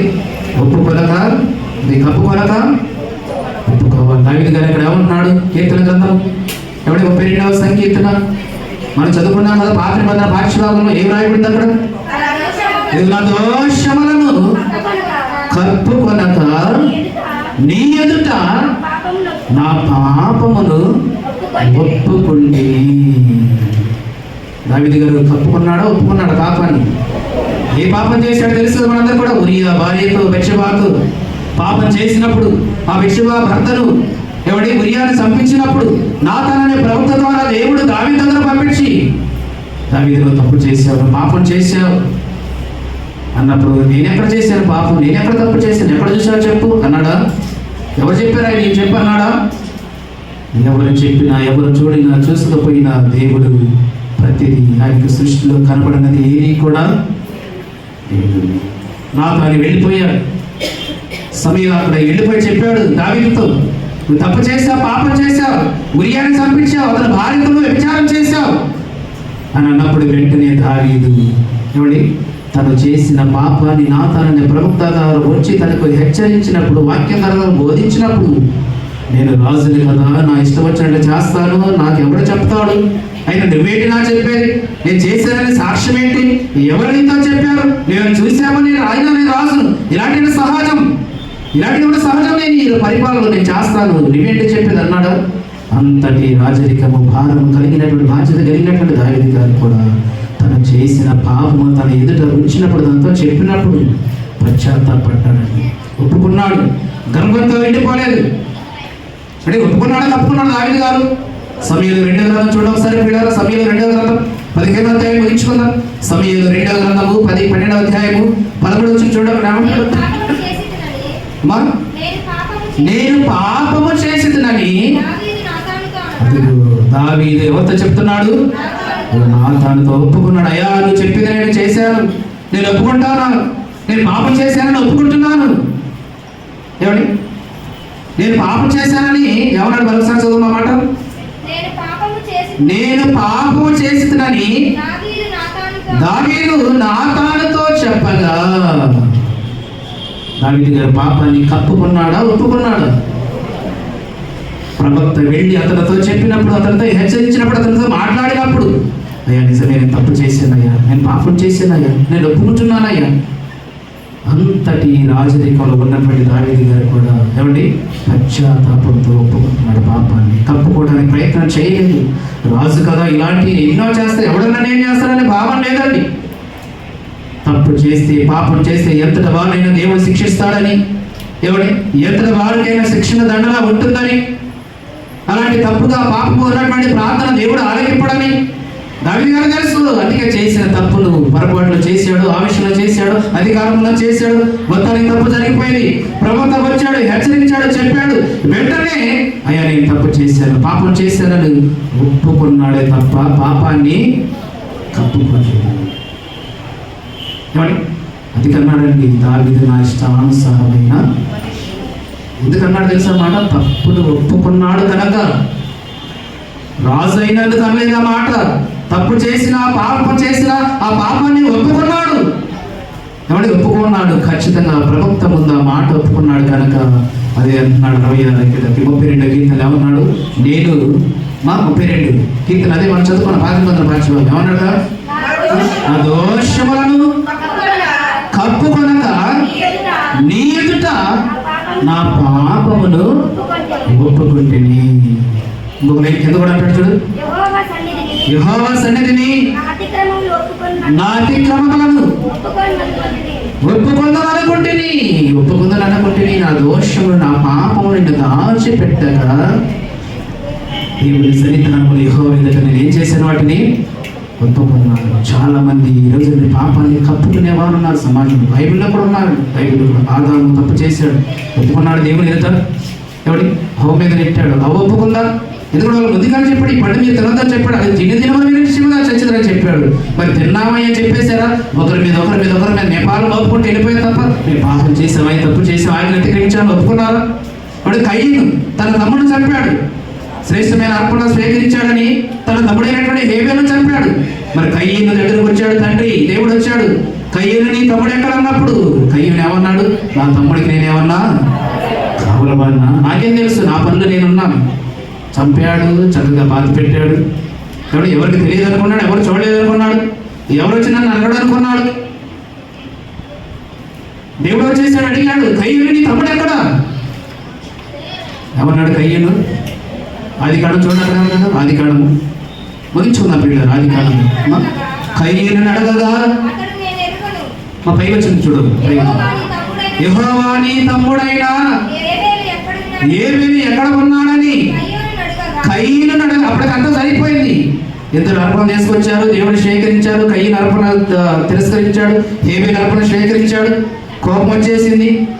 ఎవడి కోపం వచ్చేసింది కయ్యనికి. ఏంటి నా అర్పణ పనికిరాదా దేవునికి, ఆయన అర్పణ స్వీకరించాడని చెప్పేసి కయ్యని కోపం వచ్చేసింది. ఎలాగే నా తమ్ముడు ఉండకూడదు, చంపాలనుకున్నాడు. ఎవరు చూడట్లేదు అనుకున్నాడు, పొలంలో పని చేసినప్పుడు చంపేశాడు. ఇద్దరే కదండి, అన్నదమ్ములు ఇద్దరే ఉన్నారు. ఎవరు చూడలేదు అనుకున్నారు, తమ్ముడు చంపేశాడు. ఆకాశమని కన్న తండ్రి ప్రతిదీ చూస్తాడండి. మనుషులు చూడకపోవచ్చు, మనుషులు న్యాయం జరిగించకపోవచ్చు, మనుషుని పక్షిగా ఉండకపోవచ్చు, కానీ లోకాలను కలిగించిన నీ తండ్రికి సమస్తము కూడా సాధ్యమే, సమస్తము కూడా చూసేవాడు. వచ్చాడు కయ్యను, నీ తమ్ముడు ఎక్కడయ్యా, నీ తమ్ముడు ఎక్కడున్నాడు అని అడిగినప్పుడు కయ్యను ఏమన్నాడు? నేను ఎరగను, నా తమ్ముడికి నేను కావలవాడిన. ఎంత తెలివిగా తప్పించుకున్నాడు. తప్పు చేసి కూడా, పాపం చేసి కూడా ఎంత తెలివిగా తప్పించుకున్నాడు చూడండి. తప్పు కావడానికి ప్రయత్నం చేస్తున్నాడు. జరిగిపోయింది, ఏదో జరిగిందని చెప్పేసి దేవుడు వచ్చాడు, చూశాడు, సమస్తం ఆయన తెలుసు. ఏదో ఆవేశంలో చేశాను, కోపంలో చేశాను, తండ్రి ఏదో ఒప్పుకున్నాము, క్షమాపణ పొందుతాము, పశ్చాత్తాపం కలిగి ఉందాము, క్షమించి వదిలేస్తాడని ఆలోచన వచ్చింది ఆ కయ్యానికి? రాలేదండి. ఒకవేళ తప్పు చేసిన ఒప్పుకుంటే క్షమించేవాడేమో కయ్యూరు. రాలేదా? మనసు రాలేదు. ఇంకా ఎంత ధైర్యంగా మాట్లాడుతున్నా, నా తమ్ముడికి నేను కావలేవన్నా, ఎంత లెక్కలేనితనంగా మాట్లాడుతున్నాడు దేవుడు. నా తమ్ముడికి నేనేమన్నా కావలేవు, నాకేం తెలుసు, నా పనిలో నేనున్నాను. దేవుడికి తెలియదండి. నువ్వు చెప్పకపోతే దేవుడికి తెలియదు. ఏం చేశావు? ఎందుకు ఇలా చేశావు? అయ్యాను ఎందుకు ఇలా చేశావు? నీ తమ్ముడు ఎందుకు చెప్పావు? ఇదిగో నీ తమ్ముని రక్తము నేలని నాకు మొరపెట్టుచున్నది. నేను ఎదుగును, నేను కావాలన్నా నువ్వంటే ఎలా సరిపోద్ది? బ్లడ్ అక్కడ సాక్ష్యం ఇస్తుంది. ఎవడు ఈరోజు చనిపోయిన వారు కూడా, మరణం చేయబడినటువంటి వారు కూడా ఎవరికి తెలియదని, ఎవరికి చూడలేదని వెళ్ళిపోతున్నప్పుడు ఎవరి వాళ్ళందరూ కూడా వచ్చి ఎంకరేజ్ చేసి బ్లడ్ టెస్ట్ని బట్టి కదండి ఎంతటి వారిని పట్టుకోగలిగింది. అక్కడ రక్తము మొరపెట్టించింది, రక్తము సాక్ష్యం ఇస్తుంది. బ్లడ్ శాంపుల్ తీసుకొని వెళ్ళి వాళ్ళ ల్యాబ్లో పరీక్షలు చేసినప్పుడు ఇలా ఆత్మహత్య ఎలా జరిగిందని ప్రతిదీ కూడా వారు కనిపెడుతుంటారు. ఇక్కడ కయ్యూలు హేబెలు రక్తం కూడా ఏం చేస్తుంది? నేల నుండి మాట్లాడుతుంది, మొరపెడుతుంది. నువ్వు ఒప్పుకున్నట్లయితే నిన్ను క్షమించి వదిలేసేవాడేమో. నువ్వు తప్పులు ఒప్పుకోకుండా కప్పుకోవడానికి ప్రయత్నం చేసావు కనుక దేశ దిమ్మరవై క్షమించబడ్డాడండి. కయ్యూలు ఒప్పుకోలేదు కనుక దేవుడు ఏం చేశాడు? కయ్యూని దేశం క్షమించాడు. నువ్వు ఒప్పుకున్నట్లయితే క్షమించేవాడేమో. నేను తప్పు చేసి కూడా, పాపం చేసి కూడా నువ్వు ఒప్పుకోకుండా కప్పుకోవడానికి ప్రయత్నం చేసావు కనుక ఈరోజు వేపోయావు, దేశ దిమ్మలు వేయిపోయావు. ఈరోజు ఎంతమంది లేదు సమాజంలో, ఎంతమంది లేరు అలా దేవుని మోసం చేసేవాళ్ళు. సమాజాన్ని మోసం చేయొచ్చు, భర్తను మోసం చేయొచ్చు, భార్యను మోసం చేయొచ్చు, సంఘాన్ని మోసం చేయొచ్చు. దేవుణ్ణి మోసం చేయగలమా? దేవుని కళ్ళు కప్పగలమా? ఆలోచించండి ప్రియులారా ఈ మాటలు. కయ్యూను అక్కడ చేసిన పాపాన్ని ఒప్పుకున్నట్లయితే క్షమాపణ దొరికేది. ఎందుకంటే దేవుడు క్షమించువాడు. ఎంతటి వారు నేను ఏం చేసేవాడు? దేవుడు క్షమించువాడు. నా ఎదుకు వచ్చేవాడు ఎంత మాత్రం కూడా ప్రోత్సాహమైన వాగ్దానం చేసిన దేవుడు. అందరూ కూడా ఎవరు నశించిన వాడికి ఇష్టం లేదు, అందరూ కూడా మారు మనసు పొందాలని తండ్రి ఆలోచన. కానీ ఇక్కడ కయ్యూను చేసిన తప్పుని ఒప్పుకొనక కప్పుకోవడం వలన శాపానికి గురైపోయాడు. అది ఒప్పుకున్నట్లయితే క్షమించేవాడేమో దేవుడు, క్షమించేవాడేమో. ఏమండి? అది అక్కడ యాకోబు పత్రిక అన్నాడు. ఏమన్నాడు? యాకోబు పత్రిక మనం చదువుకుందాం. యాకోబు పత్రిక చూడండి ఒకసారి. యాకోబు పత్రిక అమ్మా, మీ పాపములు మీరు ఒకడితోనప్పుడు ఏమన్నాడు అక్కడ? మీ పాపములు ఒకరినొకడు ఒప్పుకొనడి. అమ్మా పై నుంచదమ్మా, పై వచ్చి నుంచి విశ్వాసయుతమైన ప్రార్థన రోగిని స్వస్థపరచును, ప్రభు అతని లేపును. అతను పాపములు చేసిన వాడైతే పాప క్షమాపణ నందును. ఇదిగో మీ పాపములు ఒకరితో ఒకడు ఒప్పుకోండి, కప్పుకోవద్దు, ఒప్పుకోనడి. మీ అపరాధములు, మీ దోషములు మీరు వాటిని ఒప్పుకోనకపోతే మీకు క్షమాపణ దొరకదు, దేవుని నుండి సహాయం రాదు. ఏమండి? ఇక్కడ దావీదు గారు నాతాను ప్రవక్త వచ్చినప్పుడు ఆ పాపాన్ని ఒప్పుకున్నాడు కనుక ఇదిగో ఇతను నాకు ఇష్టానుసారమైన కుమారుడు, నా ఉద్దేశం నెరవేర్చేవాడు. పాపం చేసినప్పటికీ తాను ఒప్పుకున్నాడు, విడిచిపెట్టాడు. అంటే ఒప్పుకోవటం వేరు, విడిచిపెట్టడం. చాలామంది ఒప్పుకుంటారు కానీ విడిచిపెట్టాలి. ఇక్కడ విడిచిపెట్టాలి, ఒప్పుకోవడం వరకే కాదండి, విడిచిపెట్టాలి దానిని. దావీదు గారికి తన జీవితంలో ఆ ఒక్క తప్పు తప్ప, బెత్షెబా విషయంలో తప్ప తన మరణించేంత వరకు ఏ తప్పు లేదండి. దావీదు ఏ తప్పు చేయలేదు బెత్షెబా విషయంలో తప్ప. ఇక తన జీవితకాలంలో తన మరణించినంత వరకు దావీదు గారిలో ఏ లోపము కనుగొనలేము, ఏ పాపము లేదు, ఏ తప్పు లేదు. అందుకే ఇతడు నాకు ఇష్టానుసారమైన, దావీదు నా ఇష్టానుసారమైన పాపమును కప్పుకుంటే పరిపూర్ణత లేదండి మనలో. ఒప్పుకుంటే దేవుని పిల్లలుగా ఉంటాం. నీతిమంతుల ప్రార్థన దేవుడు ఆలకిస్తాడు కానీ పాపుల మనమే దేవుడు ఆలకింపడు. యోబు గారు కూడా మంచి మాట అంటాడు. ముగించుకుందాం. 31వ కీర్తన 31వ అధ్యాయము యోబు గ్రంథము ప్రియులారా, 31వ అధ్యాయము 34 వచనంలో ఒక మాట చదువుకొని ముగించుకుందాం. యోబు గ్రంథము మా? ఆ, 31, 34 అదేనా?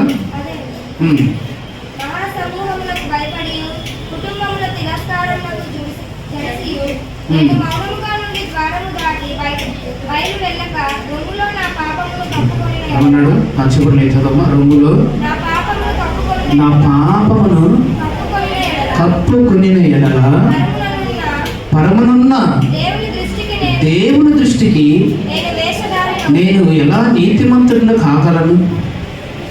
ఎలా దేవుడు నా ప్రార్థన ఆలకిస్తాడు? రొమ్ములు నా పాపాన్ని కప్పుకుంటే, హృదయంలో నా పాపాన్ని కప్పుకుంటే నేను వేషధారినే కదా, వేషధారినే కదా. నేను ఎలా దేవుని దృష్టికి ఎలా మంచివాడిని కాగలను? దేవుని దృష్టికి ఎలా నేను నీతిమంతుని కాగలను? పాపాన్ని నేను దాచిపెట్టుకొని దేవుని దగ్గర నీతిమంతుడిగా ఉండాలనుకుంటే ఎలా అవ్వగలను? నేను వేషధారినే కదా, నటిస్తూ వాడా కదా, నటిస్తూ ఉన్నానే కదా. ఏమండి ఒకసారి చదువు మాట మరొకసారి. రొమ్ములు నా పాపమును కప్పుకొనిన ఎడల పరమనున్న దేవుడి దృష్టికి నేను వేషధారినే కదా, నేను వేషధారినే కదా. ఎలా మంచివాడిగా ఉండగలను? ఎలా దేవుడు నా ప్రార్థన ఆలకిస్తాడు? యూదుని అడిగిన మాట, గుడ్డివాడు చెప్పిన మాట అండి. మీరు ఆయన పాపి అంటున్నారు, దుర్మార్గుడు అంటున్నాడు. ఆయన పాపం చేసిన వాడైతే, దుర్మార్గుడైతే ఆయన ప్రార్థన విని నాకు దేవుడు ఈ కళ్ళు ఎలా తెరిపించాడు?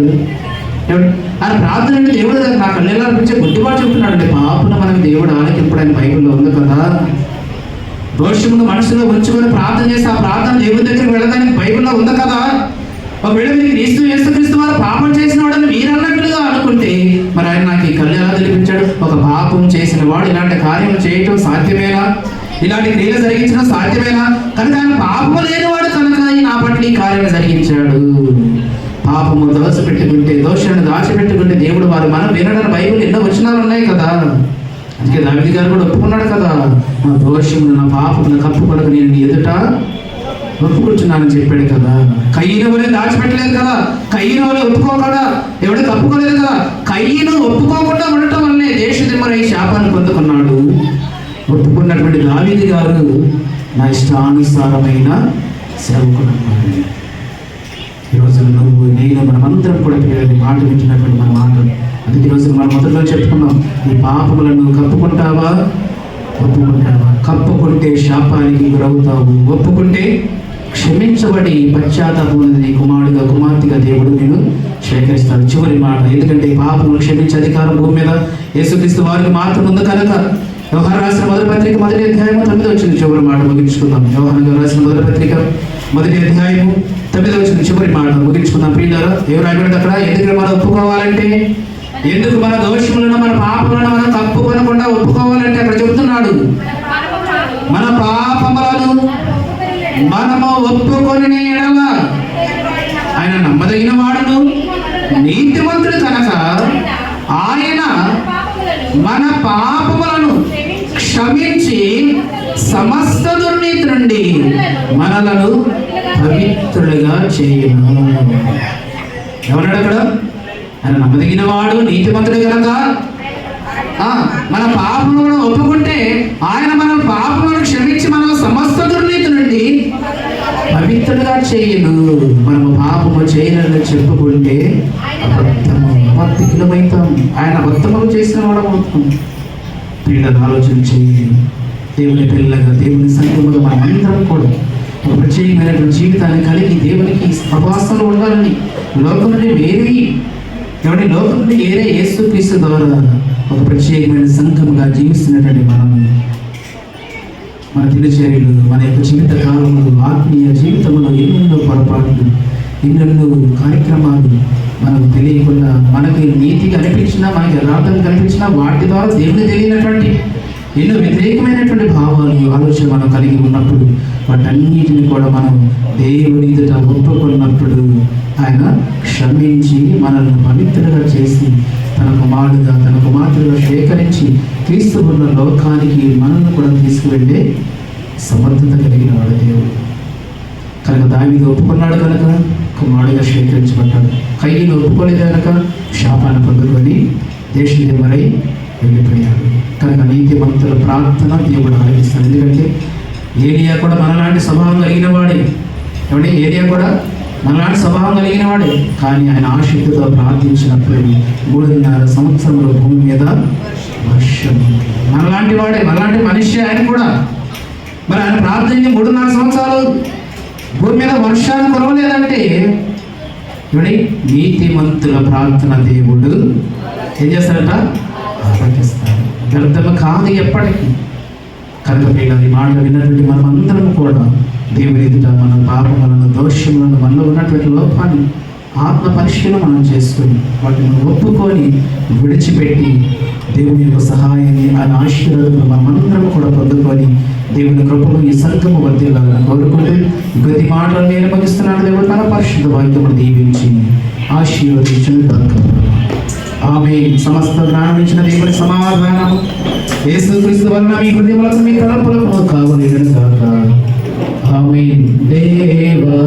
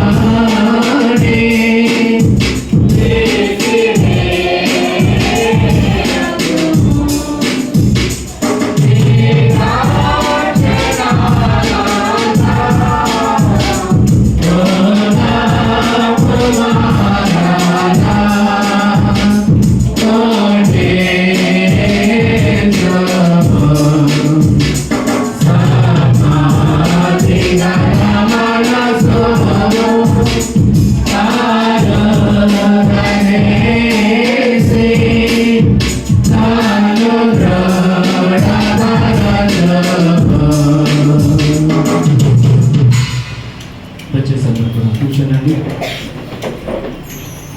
సమయంలో మృక్కుబడి కృతజ్ఞత కానుకలు, మృక్కుబడి కానుకలు దయచేసి ముందుకు వచ్చినట్టే ప్రార్థించుకుందాము. దేవుడు చేసిన మేలుల విషయమై మృక్కుబడి కానుకలు, కృతజ్ఞత కానుకలు దయచేసి ముందుకు వచ్చినట్టయితే ప్రార్థన చేసుకున్నాం.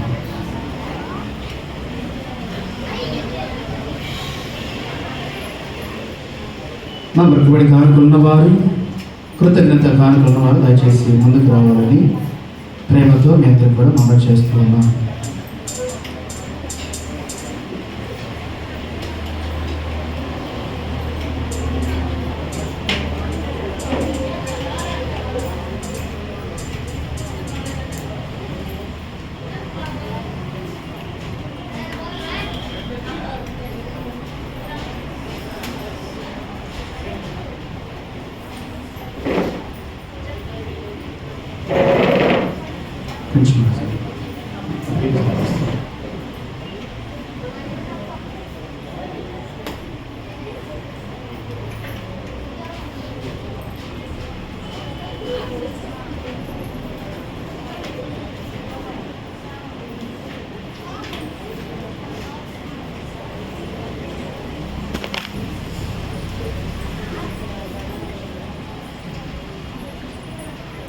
ప్రార్థన చేసుకున్నామండి.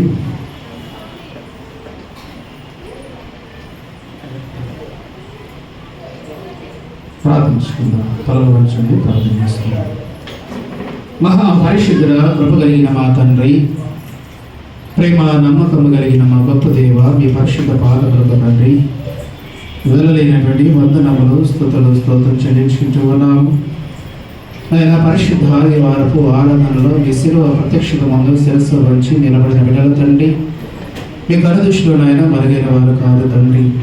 వారమంతయు మాసమంతయు వాళ్ళ జీవితాల్లో మీరు జరిగించిన గొప్ప కార్యములు బట్టి మీ ద్వారా వారు పొందుకున్నటువంటి మేలుల విషయమై ప్రేమించి వారికి ఇచ్చినటువంటి వారి వ్యాపారంలో, వారి పనిపాటలో, వారి ఉద్యోగాల్లో మీరు ఇచ్చినటువంటి ఆయన శ్రేష్టమైన సమృద్ధిలో నుండి శ్రేష్టమైన భాగాన్ని సమకూర్చి ఈ సన్నిధానంలోనైనా మృక్కుబడి కానుకలుగా, కృతజ్ఞత కానుకలుగా, దశమ భాగములుగా వారి దుప్పని ఇప్పి ఉండగా తండ్రి ఏర్పడనైనా మీరు దీవించి ఆశీర్వదించండి. 30 60 100 ఫలింపచేసి ఇక వారి జీవితాలు ఏవైతే కొరతగా కొద్దిగా ఉన్నవో తండ్రి అంటే కార్యములన్నీ కూడా ఆయన వారి పట్ల మేలుకరంగా మీరు జరిగించమని నిలబడిన ప్రతి ఒక్కరు కూడా నాయన పేరు పేరు వరుసన మీరు దీవించి ఆశీర్వదించండి. క్షేమాన్ని, మంచి ఆరోగ్యములను, దీర్ఘాలను ప్రసాదించి వారి ఉద్దేశములని, వారి ఆలోచనలన్నీ కూడా మీరు సఫలపరచి పరలోక సంబంధమైన దీవెంతో వారిని, వారి కుటుంబాలను మీరు నింపి నడిపించమని మా ప్రభును రక్షకుడైన యేసు క్రీస్తు వారి పరిశుద్ధ నామమును బట్టి ప్రార్థించని వేడుకుంటున్నాము తండ్రి. ఆమేన్. తండ్రి, కుమార, పరిశుద్ధాత్మ త్రియేక దేవుని దీవెన సదాకాలము కుటుంబాలకు మీకు విడవలను కలిగిన సమస్తములకు ఈ స్థలమందు వినిపించబడిన ప్రతి విజ్ఞాపన కన్న తండ్రి అయినటువంటి దేవుడు తన కుమారుడైనటువంటి యేసు క్రీస్తు ద్వారా మీ అందరి జీవితాలు తగిన కాలమందు సమృద్ధిగా అనుగ్రహించడానికి సహాయం చేసి నడిపించను గాక. ఆమేన్.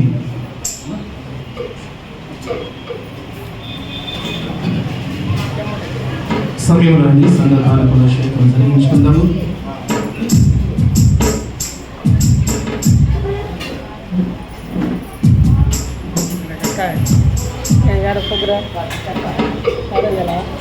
అర్పణ కీర్తన పాడుతుండగా సంఘకాలకు శేఖరం జరిగించుకుందాం.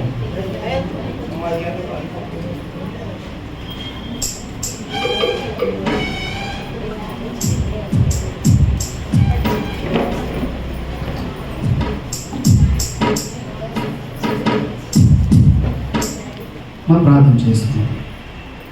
మహా పరిశుద్ధుడు, కృప కలిగిన మా తండ్రి, మీ పొందనైనా బిడ్డలు ప్రేమించి వారికి ఇచ్చినటువంటి సంపాదనలు శ్రేష్టమైన భాగాన్ని సమకూర్చి మీ సన్నిధానంలోనైనా మరొకబడి కానుకలుగా, కృతజ్ఞత కానుకలుగా దశమ భాగంలో వారు అర్పిస్తున్నారు. ఈ అర్పణను మీరు స్వీకరించండి, మీ సేవలు ఫలింపచేయండి. ఈ అర్పణకు తగినటువంటి ఆయన పరలోక సంబంధమైన ప్రతి దీవెనను, ఆశీర్వాదాలను కూడా ఆయన వారి జీవితాల్లో, వారి పిల్లల జీవితాల్లో క్షేమంగా మీరు అనుగ్రహించండి. కావలసినటువంటి క్షేమాన్ని, మంచి ఆరోగ్యంలో దీర్ఘాన్ని ప్రసాదించి నాయన శ్రేష్టమైన ఈవులనైనా వారి ఆలోచనకు ఒక మించిన గొప్ప కార్యములు వారి కుటుంబాలు, వాళ్ళ జీవితాలు సమృద్ధిగా మీరు నెరవేర్చి మహిమ పొందమని ఇచ్చిన అర్పణ ఆయన 30 60 100 ఫలింపచేసి మీరే మహిమ, ఘనత, ప్రభావం పొందుకురమని మా ప్రభును రక్షకుడైన యేసు క్రీస్తు వారి పరిశుద్ధ నామమును బట్టి ప్రార్థించండి వేడుకుంటున్నాము తండ్రి. ఆమేన్. తండ్రి, కుమార, పరిశుద్ధాత్మ త్రియేక దేవుని దీవెన సదాకాలము కుటుంబాలకు, మీకు పిల్లలకు, చేస్తున్న ఉద్యోగాలకు నాయన ప్రతి కార్యము కూడా కనతండ్రైన దేవుడు వాడినట్టు యేసు క్రీస్తు ద్వారా మేలుకరంగా మార్చడానికి సహాయం చేసి నడిపించును గాక. ఆమేన్.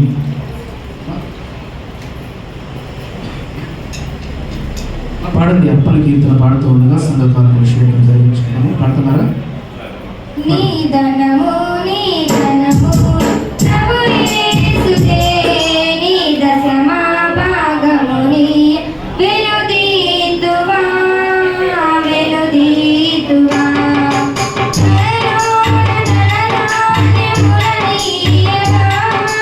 కరుణించి కాపాడి రక్షింపగా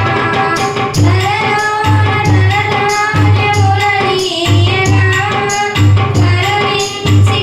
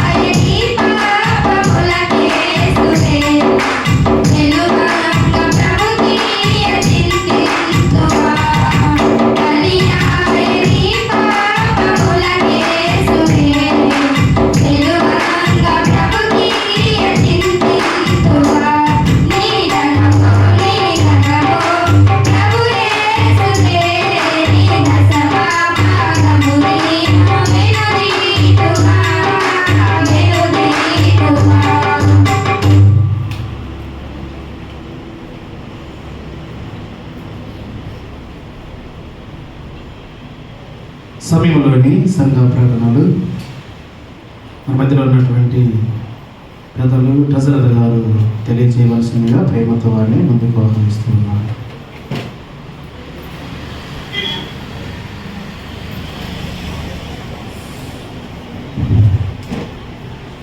ముందుగా దేవాది దేవునికి వందనాలు. నాకు ఈ అవకాశం ఇచ్చిన పాస్టర్ గారికి, పాస్టర్ గారికి, సంఘ పెద్దలకు, సంఘస్థులందరికీ వందనాలు.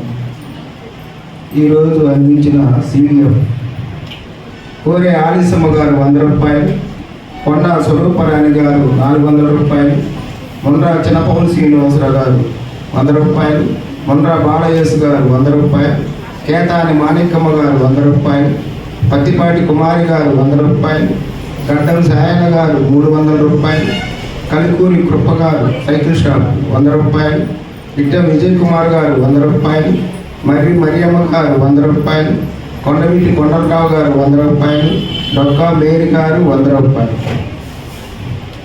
అలాగే సేవకుని యొక్క రూమ్ రెంట్ కొరకు అందించిన వారు పొగిడిపల్లి కమ్మయ్య గారు 200 రూపాయలు, మాదాల జ్ఞానసుందరమ్మ గారు 200 రూపాయలు, కేతాని మాణిక్యమ్మ గారు 200 రూపాయలు, పత్తిపాటి కుమారి గారు 200 రూపాయలు, మొండ్రా చిన్నపౌలు శ్రీనివాసరావు గారు 200 రూపాయలు, గోసు పౌలు శ్రీనివాసరావు గారు 200 రూపాయలు, కొమ్మ సుధాకర్ గారు 200 రూపాయలు, ఇట్ట విజయ్ కుమార్ గారు 200 రూపాయలు. అలాగే గతంలో ప్రకటన చేసాము ఇన్వర్టర్ బ్యాటరీ పోయిందని. ఆ బ్యాటరీని ఈరోజు తీసుకొచ్చాము. పాస్టర్ గారు ప్రార్థన చేసి ఓపెన్ చేశారు. అయితే కొంత డబ్బులు పే చేశాము, మరి కొంత డబ్బులు అక్కడ పే చేయాల్సి ఉంది. ఇప్పటి వరకు వచ్చినవి 7,000 రూపాయలు. ఇట్ట విజయ్ కుమార్ గారు 2,000 రూపాయలు, తాటిమల వెంకటరత్నం గారు 1,000 రూపాయలు, కలుకూరి నిర్మల్ గారు 500 రూపాయలు, మొండ్రా చిన్నపౌలు శ్రీనివాసరావు గారు 500 రూపాయలు, మదీనా లాజరస్ డాక్టర్ గారు 1,500 రూపాయలు, మర్రి రాణి గారు 500 రూపాయలు, కలుకూరి కుపాన్సిత డాక్టర్ ఆఫ్ ప్రేమార్జున్ శిరీష గారు 1,000 రూపాయలు. మొత్తం 7,000 వచ్చినాయి. మొత్తం 15,000 మాది. 15,000లో 7,000 కట్టాము. 3,000 మన పాత బ్యాటరీ అయింది. అంటే 10,000 పూర్తి అయిపోయినాయి. ఇంకో 5,000 దాకా బ్యాలెన్స్ ఉంది. దయచేసి ఎవరైనా ప్రేరేపణ కలిగిన వారు అందించవలసిందిగా కోరుతున్నాము. అలాగే CDF ఇచ్చి పాస్టర్ గారు రూమ్ రెంట్ కొరకు ఇచ్చిన కుటుంబాల కొరకు సంఘపక్షాన వందనాలు తెలియజేస్తున్నాం.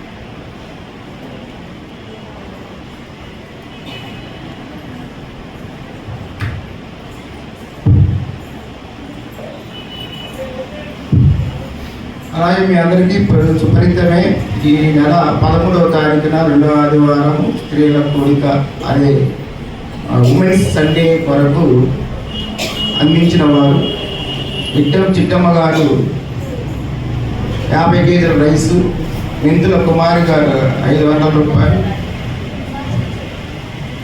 వడ్లమూడి అనిత గారు 300 రూపాయలు, కోరే సుజాత గారు 500 రూపాయలు, మర్రి రాజు గారు 500 రూపాయలు, పాయలూరి జ్యోతి గారు 500 రూపాయలు, మొండ్రా తులసి గారు 500 రూపాయలు, పిడతల జ్యోతి గారు 300 రూపాయలు, కోటెక్క మేరీ గారు 300 రూపాయలు, మరి సుభాషిణి గారు 500 రూపాయలు, CH ధనలక్ష్మి గారు 300 రూపాయలు, పత్తిపాటి అన్నపూర్ణమ్మ గారు 200 రూపాయలు, డొక్కా మేరీ గారు 200 రూపాయలు, మర్రి మరియమ్మ గారు 500 రూపాయలు. ఇంకా ఎవరన్నా ప్రేరేపణ కలిగిన వారు చిట్టమ్మ గారికి అందించవలసిందిగా కోరుతున్నాం.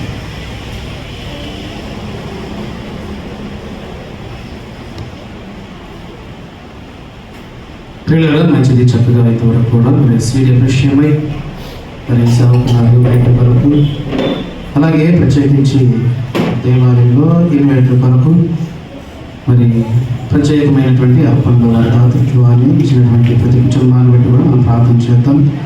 ఇంకా కొంత బ్యాలెన్స్ ఉంది కనుక మరి ప్రేరేపించబడిన వారు ఆ విషయాన్ని కూడా మరి మన ఆలోచనలో జ్ఞాపకం చేసుకోవాలని మరొకసారి మనం చేస్తూ ఉన్నారు. ప్రియులారా, మరి అదేవిధంగా 13వ తారీఖున ప్రకటనలు ఏమైనా ఉన్నాయా? స్త్రీల సమాజం విషయం ప్రకటనలు ఏమైనా ఉన్నాయా? ఉన్నాయమ్మా? రండి. మరి 13వ తారీఖున జరగబోయేటటువంటి స్త్రీల కన్వెన్షన్, ఉమెన్స్ సండే విషయమై మరికొన్ని మాటలు తెలియచేయవలసిందిగా పిసిసి అన్నపూర్ణ గారిని ప్రేమతో ముందుకు ఆహ్వానిస్తున్నాను.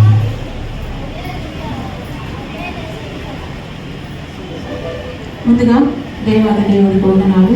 నాకు ఈ అవకాశం ఇచ్చిన పాస్టర్ గారికి, పాస్టర్కి, సంఘ పెద్దలకి, సంఘస్థులందరికీ, యవనస్తులకి, స్త్రీలందరూ కూడా యేసుక్రీస్తు నామంలో వందనాలు. రేపు అక్టోబర్ 13వ తారీఖు స్త్రీల ర్యాలీ జరగబోతుంది. కానీ ఇక్కడే ఆరాధన జరిగినట్లు బయట అన్నమాట. ఆరాధన ఉదయకాల సమయంలో 9:30 గంటలకి ఆరాధన జరుగుతూ ఉంది. అలాగే అమౌంట్ ఇచ్చేవాళ్ళు కూడా త్వరగా అమౌంట్ ఇస్తే, అలాగే పాటలు పాడేవాళ్ళు, ఆరాధన జరిపేవాళ్ళు, సరే వీటికన్నింటికి కూడా మాకు పేర్లు ఇస్తే రేపు బుధవారం కల్లా మేము పాంప్లెట్లు సిద్ధం చేసుకోవాలని కోరుచున్నాం. త్వరగా మాకు సహాయం చేయండి.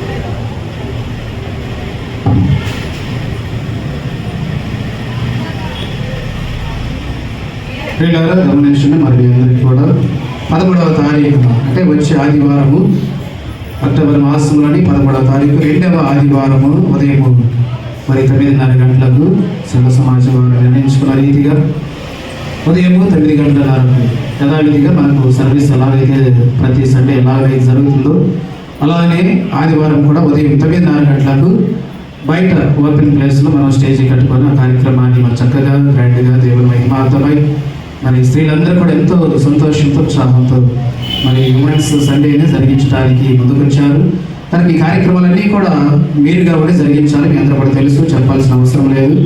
సాంస్కృతిక కానివ్వండి, అలాగే వర్షిప్ ఆరాధన కానివ్వండి, పాఠ్య భాగాలు కానివ్వండి, ఇవన్నీ కూడా కావాల్సినటువంటి కార్యక్రమాలు మీరు తెలియచేయండి. మీరు నేమ్స్ ఇవ్వండి వారికి. అలాగే మరి ఆ రోజున ప్రేమ విందు కార్యక్రమాన్ని కూడా మనం ఏర్పాటు చేయడానికి మరి స్త్రీలందరూ కూడా మంచి ఆలోచనతో ముందుకు వచ్చారు కనుక మరి ఖచ్చితంగా కూడా ఒక విషయం, మన విషయాన్ని కూడా మీరు గమనించి ఇప్పటికే చాలా మంది ఇచ్చారు. ఇంకా ఇవ్వాల్సిన వారు కూడా మరి దయచేసి 2-3 రోజులు వారికి అమౌంట్ను అందజేయగలిగినట్లయితే మరి కార్యక్రమాలకు సహకరించే వారు ఉంటారు. ప్రత్యేకంగా ఆ రోజున మనకు మరి దూర ప్రాంతం నుండి శాంతి స్వరూప గారు, శాంతి సంతోష్ మరి BYY అడిషనల్ డైరెక్టర్గా పనిచేస్తూ చక్కగా మనకి మంచి వర్తమానాన్ని అందించడానికి మనకు గారు మన మధ్యకి వస్తున్నారు. కనుక వారు కూడా టైం అనేది కరెక్ట్గా మనం ఇవ్వాలి. ఎందుకంటే మనం వారి కార్యక్రమాన్ని ముగించుకొని మళ్ళీ ఇక్కడికి వెళ్ళాలి ఏదో కూడా చెప్పారంటే మళ్ళీ సాయంకాలం కూడా వారికి నందిగామ మళ్ళీ ఈవినింగ్ టైంలో వారి నందిగామ పరిచర్య కొరకు, మీటింగ్ కొరకు వెళ్ళాల్సిన కనుక ఈ సమయాన్ని అంతటిని కూడా మనం చక్కగా దృష్టిలో పెట్టుకొని మరి టైం టు టైం ప్రోగ్రాం నడిపిస్తూ అధ్యక్షులుగా ఉండేవారు ఈ కార్యక్రమాలను కూడా చక్కగా జరిగించవలసిందిగా ప్రేమతో మీ అందరికీ కూడా మనం చేస్తూ ఉన్నాను. అలాగే ప్రియులారా, మరి సమయంలోని ప్రేయర్ రిక్వెస్ట్ తెలంగాణ లింగరాజు గారు 100 రూపాయల దేవునికి కాలం పంపించారు. వారి కుటుంబాన్ని ఎంతో ప్రార్థించమని.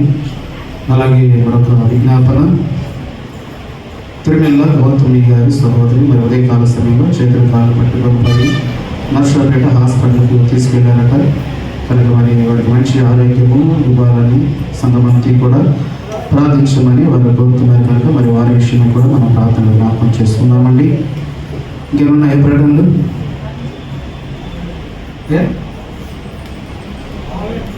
ఆన్లైన్ ప్రేయర్ వచ్చే శుక్రవారం 2వ శుక్రవారం కనుక నెలలోని మరి ఆన్లైన్ ప్రేయర్ సంపూర్ణ రాత్రి ప్రార్థన సహవాసము మరి రాత్రికాల సమయము 9:30 గంటల నుంచి ప్రారంభించబడుతుంది. శుక్రవారం 2వ శుక్రవారము సంపూర్ణ రాత్రి ప్రార్థన సహవాసంలో కూడా మీరందరూ కూడా మరి ప్రార్థనా పూర్వకంగా సిద్ధపడి ప్రభు సన్నిధి కావాలని మనం చేస్తూ ఉన్నాము. అలాగే బుధవారం కార్యక్రమాలు, శుక్రవారం కార్యక్రమాలు ఇవన్నీ కూడా యాజిటీగా టైంకు ప్రతిదీ కూడా జరిగించబడుతుంది దేవాలయంలో. మీరందరూ కూడా మరి ప్రతి కార్యక్రమంలో కూడా పాల్గొనవలసిన దేవుని ఆశీర్వాదాలు పొందుకునే వారు ఉండాలని మనం చేస్తూ ఉన్నాము. మరొక విషయాన్ని కూడా పిల్లలు సమయం మీకు తెలియజేస్తాము. క్రైస్తవ నడుగు మార్టిలో క్రీస్తు దేవాలయం మల్లవల్లి ప్యారిష్ నుండి మరి ఈ నెలలో ఈ మాసంలోనే 11, 12 యూత్ రిట్రీట్, అలాగే 13వ తారీఖున యూత్ సండే, ఈ 3 రోజులు కూడా యూత్ సంబంధించిన కార్యక్రమాలు అక్కడ క్రీస్తు దేవాలయం మల్లవల్లి ప్యారిష్లో మరి ఏర్పాటు చేస్తున్నారు కనుక వారు ప్రేమతో ప్రతి సంఘం నుండి కూడా యవనస్తులు ఆహ్వానిస్తూ ఉన్నారు. మరి వీలైతే శుక్రవారం కాకపోయినా శనివారమైనా మీరు ఖచ్చితంగా రండి పాస్టర్ గారు అని చెప్పేసి మరి అక్కడ నేను పాస్టర్ గారు వచ్చి మరి పాంప్లెట్స్ మనకి ఇచ్చి వెళ్ళిపోయారు. అలాగే ట్రావెల్ ఛార్జెస్ కూడా 1000 మనకి ఇవ్వడం జరిగింది. 1000 కదా, 1000 రూపాయలు ట్రావెల్ ఛార్జెస్ కూడా వాళ్ళు ఇచ్చారు కనుక మరి విషయాన్ని గమనించి మరి శుక్రవారం వీలంటే శుక్రవారం లేదా శనివారం వీలంటే శనివారం ఏదైనా ఒక రోజు. ఇక ఆదివారం యూత్ సండే. ఈ రిట్రీట్ మాత్రం 2 days జరుగుతాయి. ఇక 11th, 12th, 11, 12 తారీఖులు కనుక వీలైన వారు మరి ఆ కార్యక్రమాలు కూడా మీరు హాజరు కావాలని ప్రేమతో మరి ఒకసారి మీ అందరికీ కూడా మనం చేస్తూ ఉంటాం. ఒకసారి వీళ్ళెవరో మనుషులు ఇంకా ఏమన్నా ఈ ప్రకటనలు వెళ్ళి మరి సంఘ ప్రకటనలు ఏమీ లేనట్లయితే స్వీకరించబడిన కానుకలు దేవుని స్మరించుకుంటూ ప్రార్థనతో సెలవు తీసుకుందాము. అలాగే మొదటి ఆదివారం కనుక మరి ఈరోజు మనకు కమ్యూనిటీ సంస్కారం నియమించబడినది. ఈరోజున మనకు సంస్కారం కొరకు ఇచ్చినటువంటి వారు కందునూరి గణేష్ రాణి వారి కుటుంబం నుండి ఈ నెలలో ఈ వారం మనకు ద్రాక్షరసం కొరకు స్పాన్సర్ చేశారు కనుక వారి నిమిత్తమై కూడా సంఘంలో మనం ప్రార్థన చేయవలసిన వారు అయినారు. పిల్లల ప్రార్థనతో మరి సంస్కారం కొరకు సిద్ధపడిన వారు దేవాలయంలో ఉండండి. మిగిలిన వారు సంస్కారం తీసుకునేటువంటి వారు దయచేసి దైవ ఆశీర్వాదంతో సెలవు తీసుకోవచ్చని ప్రేమతో మరొకసారి అందరికీ కూడా మనం చేస్తున్నాం. అంతే కదా. రైట్. నీకే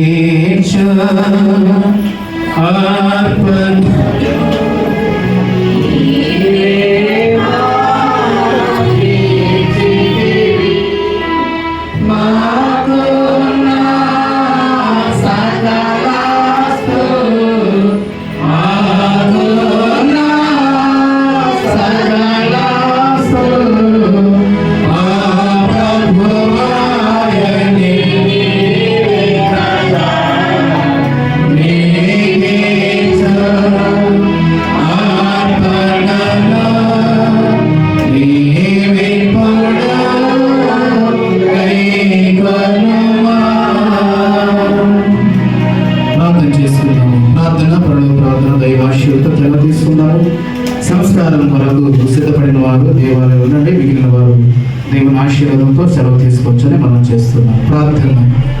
సకల ఆశీర్వాదాలకు కాడ సముద్రమైన మా ప్రియ పరలోకమందున్న మా కన్న తండ్రి, మీ పరిశుద్ధ పాదములకు నాయన వెళ్ళలేనటువంటి వందనములు స్తుతులు స్తోత్రం చెల్లించుకుంటూ ఉన్నాము. దేవ ఇంతవరకు కూడా నాయన మా జీవితాలు గతించిపోయిన పరిశుద్ధ ఆదివారం నుండి మరి వారం వరకు నాయన మీ పిల్లలమైన మమ్మలను విధికల చాటున భద్రపరచి నాయన నేటి కాలం వరకు మాకు ఇచ్చిన ఆరోగ్యాన్ని బట్టి, క్షేమాన్ని బట్టి, ఆయుష్ని బట్టి మీకు వందనాలు చెల్లించుకుంటూ ఉన్నాము. అందును బట్టి నాయన మేమందరం కూడా మీరు కృతజ్ఞత జీవితం కలిగి మీ సన్నిధానంలో చేరి పాటల ద్వారా, ఆరాధన ద్వారా, వాక్యం ద్వారా తండ్రి మిమ్మల్ని మహిమపరిచినందుకు వందనాలు చెల్లించుకుంటూ ఉన్నాము. విలేకరులను నాయన సెలవిచ్చిన రీతిగా పాపములను తప్పుకొనక ఒప్పుకొనమని సెలవిస్తున్నారు. పాపములు ప్రాయశ్చిత్తములందరినీ వాడు ధన్యుడని మీరు సెలవిస్తున్నారు తండ్రి. నేను చూస్తున్నాం, ఎందుకంటే నేను పాపులు మనవి దేవుడు ఆలోచించాలని మీరు సెలవిస్తూ ఉన్నారు.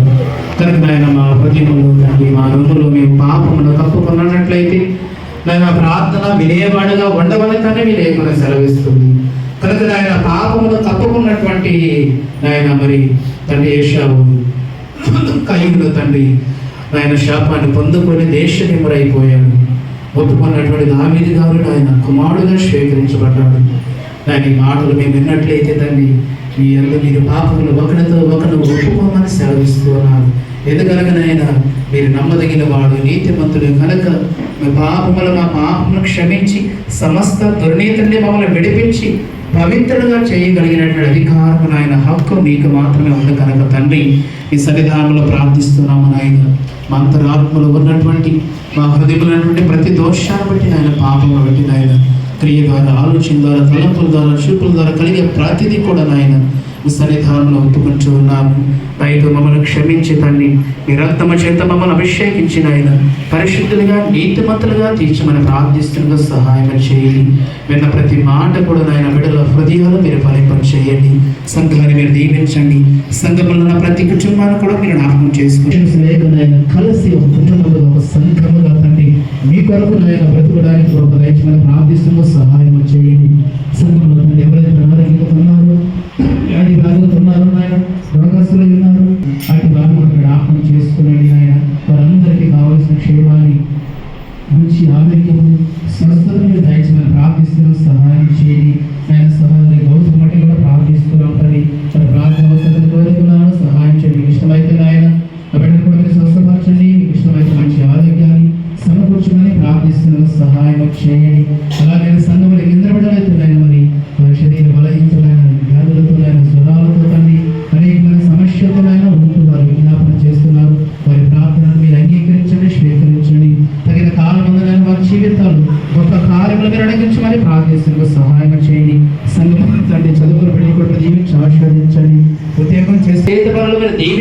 ఆశీర్వదించమని ప్రార్థిస్తున్న సహాయం చేయండి. సంఘంలో నాయన ఇంకెవరైతే నాయన మారు మనసు అనుభవం లేక క్రీస్తుని అంగీకరించకనైనా వ్యర్థంగా వారి జీవితాలు గడుపుతూ అర్ధాంతరంగా వారి జీవితాలు ముగిస్తూ తిరిగి రాని పాతాల వర్షానికి వెళ్ళిపోతున్నారు మరణం అనే కార్యము ద్వారా తండ్రి అట్టి వారి బట్టి కూడా నన్ను విజ్ఞాపనం చేస్తూ ఉన్నాం. ఏ ఒక్కడు కూడా నశించడం మీకు ఇష్టం లేదన్నావు తండ్రి. అందరూ కూడా అంతటా మారు మనసు పొందాలని మీరు సెలవిస్తూ ఉండగా నాయన ఈ వాక్యం ద్వారా శబ్ద యంత్రాంగం ద్వారా విన్న ప్రతి మాటను బట్టి అనేకులు కూడా నాయన క్రీస్తును రక్షకుడు అంగీకరించి మారు మనసు అనే అనుభవం ద్వారా బాప్తిస్మ అనే కార్యము ద్వారా నాయన ఈ సన్నిధానంలో సంఘ సభత్వాలు వారు కూడా నాయన అడుగుపెట్టేలాగా కృప దయచేయమని ప్రార్థిస్తున్న సహాయం చేయండి. మా సంఘ బిడ్డలను నాయన మీరు దీవించి ఆశీర్వదించండి. దూర ప్రాంతాల పట్టణాల దేశాల్లో మరి వ్యాపార నిమిత్తం అధికార నిమిత్తమై చదువుల నిమిత్తమై నాయన మరి విద్య నిమిత్తమై వారి ఆయా ప్రాంతాల నివాసం చూడగా నాయన అటు వారందరూ బట్టి కూడా నాయన ప్రార్థిస్తున్న సహాయం చేయండి. వారి స్థలంలో ఉన్న తండ్రి ఏ ప్రాంతంలో ఉన్న నాయన వారికి కావలసినటువంటి పరిపూర్ణమైన క్షేమాన్ని మీ సహాయం మీ కాపుదలను మీరు అనుగ్రహించమని ప్రార్థిస్తున్న సహాయం చేయండి. అలాగైనా సంఘ డెవలప్మెంట్ కొరకు నాయన సీడీ ఇచ్చిన ప్రతి కుటుంబాన్ని కూడా మీరు జ్ఞాపకం చేసుకునండి. సేవకుని రూమ్ రెంట్ కొరకు నాయన గుర్తులు ఇప్పిన ప్రతి కుటుంబాన్ని కూడా మీరు జ్ఞాపకం చేసుకునండి. అలాగే మన దేవాలయంలో తండ్రి ఇన్వెంటర్ కొరకు ఇచ్చినటువంటి ప్రతి కుటుంబాన్ని కూడా నాయన వారు ఎన్ని కష్టాలు ఎన్ని శ్రమలు ఎన్ని బాధలు ఉన్నప్పటికీ నాయన పరిచర్య ధర్మం జరిగించే క్రమంలో సంఘ క్షేమాభివృద్ధి కొరకు సంఘప సరిహద్దులను విస్తరింపచేసే క్రమంలో ఈ సేవ నాయన చక్కగా తండ్రి మీ మహిమాత్మై జరిగించే క్రమంలో నాయన వారి కష్టార్జితంలో ఉండి నాయన ప్రేరించిన కొలది తండ్రి వారి గుర్పులు విప్పి ఉండగా తండ్రి ప్రతి కుటుంబాన్ని ప్రతి అర్పణ కూడా మీరు దీవించి ఆశీర్వదించండి. మొదట మీరు ఇచ్చి అడగమని సెలవిస్తున్నారు కనుక నాయన వారి ప్రేమతో నాయన హృదయపూర్వకంగా ఇచ్చినటువంటి కానుకను నాయన స్వీకరించి తగిన కాలమందు బిడ్డల జీవితాల్లో రెట్టింపు దీవెనను మీరు ఆశీర్వాదం కలిగించమని ప్రార్థిస్తున్న సహాయం చేయండి. మరి తెలంగాణ లింగరాజు గారిని బట్టి కూడా ప్రార్థిస్తూ ఉన్నాము. ఇచ్చినటువంటి అర్పణ కూడా నాయన జ్ఞాపకం చేసుకునండి. ఏది నిమిత్తమై ఈ కానుకలు వారి సన్నిధానం ఇచ్చినారు ఆయన అవసరాన్ని వారి కుటుంబాల తండ్రి సమృద్ధిగా మీరు నెరవేర్చమని ప్రార్థిస్తున్న సహాయం చేయండి. మా దేశ నాయకులను రాష్ట్ర నాయకులను కూడా దీవించి ఆశీర్వదించండి. ప్రేమించి ప్రజలు ఇచ్చినటువంటి అధికారాన్ని దుర్వినియోగపరచగా ప్రజల క్షేమాభివృద్ధి కొరైనా ప్రజల పట్ల మంచి కార్యక్రమాలు జరిగించడానికి రాజులకు అధికారులను నాయన మంచి జ్ఞానమును నాయన తెలివిని వివేచనను అడిగించమని ప్రార్థిస్తున్న సహాయం చేయండి. వాళ్ళని మా సంఘాన్ని పరిపాలిస్తున్నారని సంఘ డెలిగేట్ గారిని బట్టి ప్రార్థిస్తున్నాం. వారి కుటుంబాలను బట్టి నాయన విజ్ఞాపన చేస్తున్నాం. అలా తండ్రి సంఘ పెద్దలు బట్టి ప్రార్థిస్తున్నాం. వారి కుటుంబాలను బట్టి విజ్ఞాపన చేస్తున్నాం. తండ్రి పిసిసి మెంబర్లు బట్టి ప్రార్థిస్తున్నాం. వారి కుటుంబాలను బట్టి నాయన విజ్ఞాపన చేస్తున్నాం. సంఘ ట్రెజరర్ గారిని ఆర్గనైజర్ గారిని కూడా జ్ఞాపకం చేసుకునండి.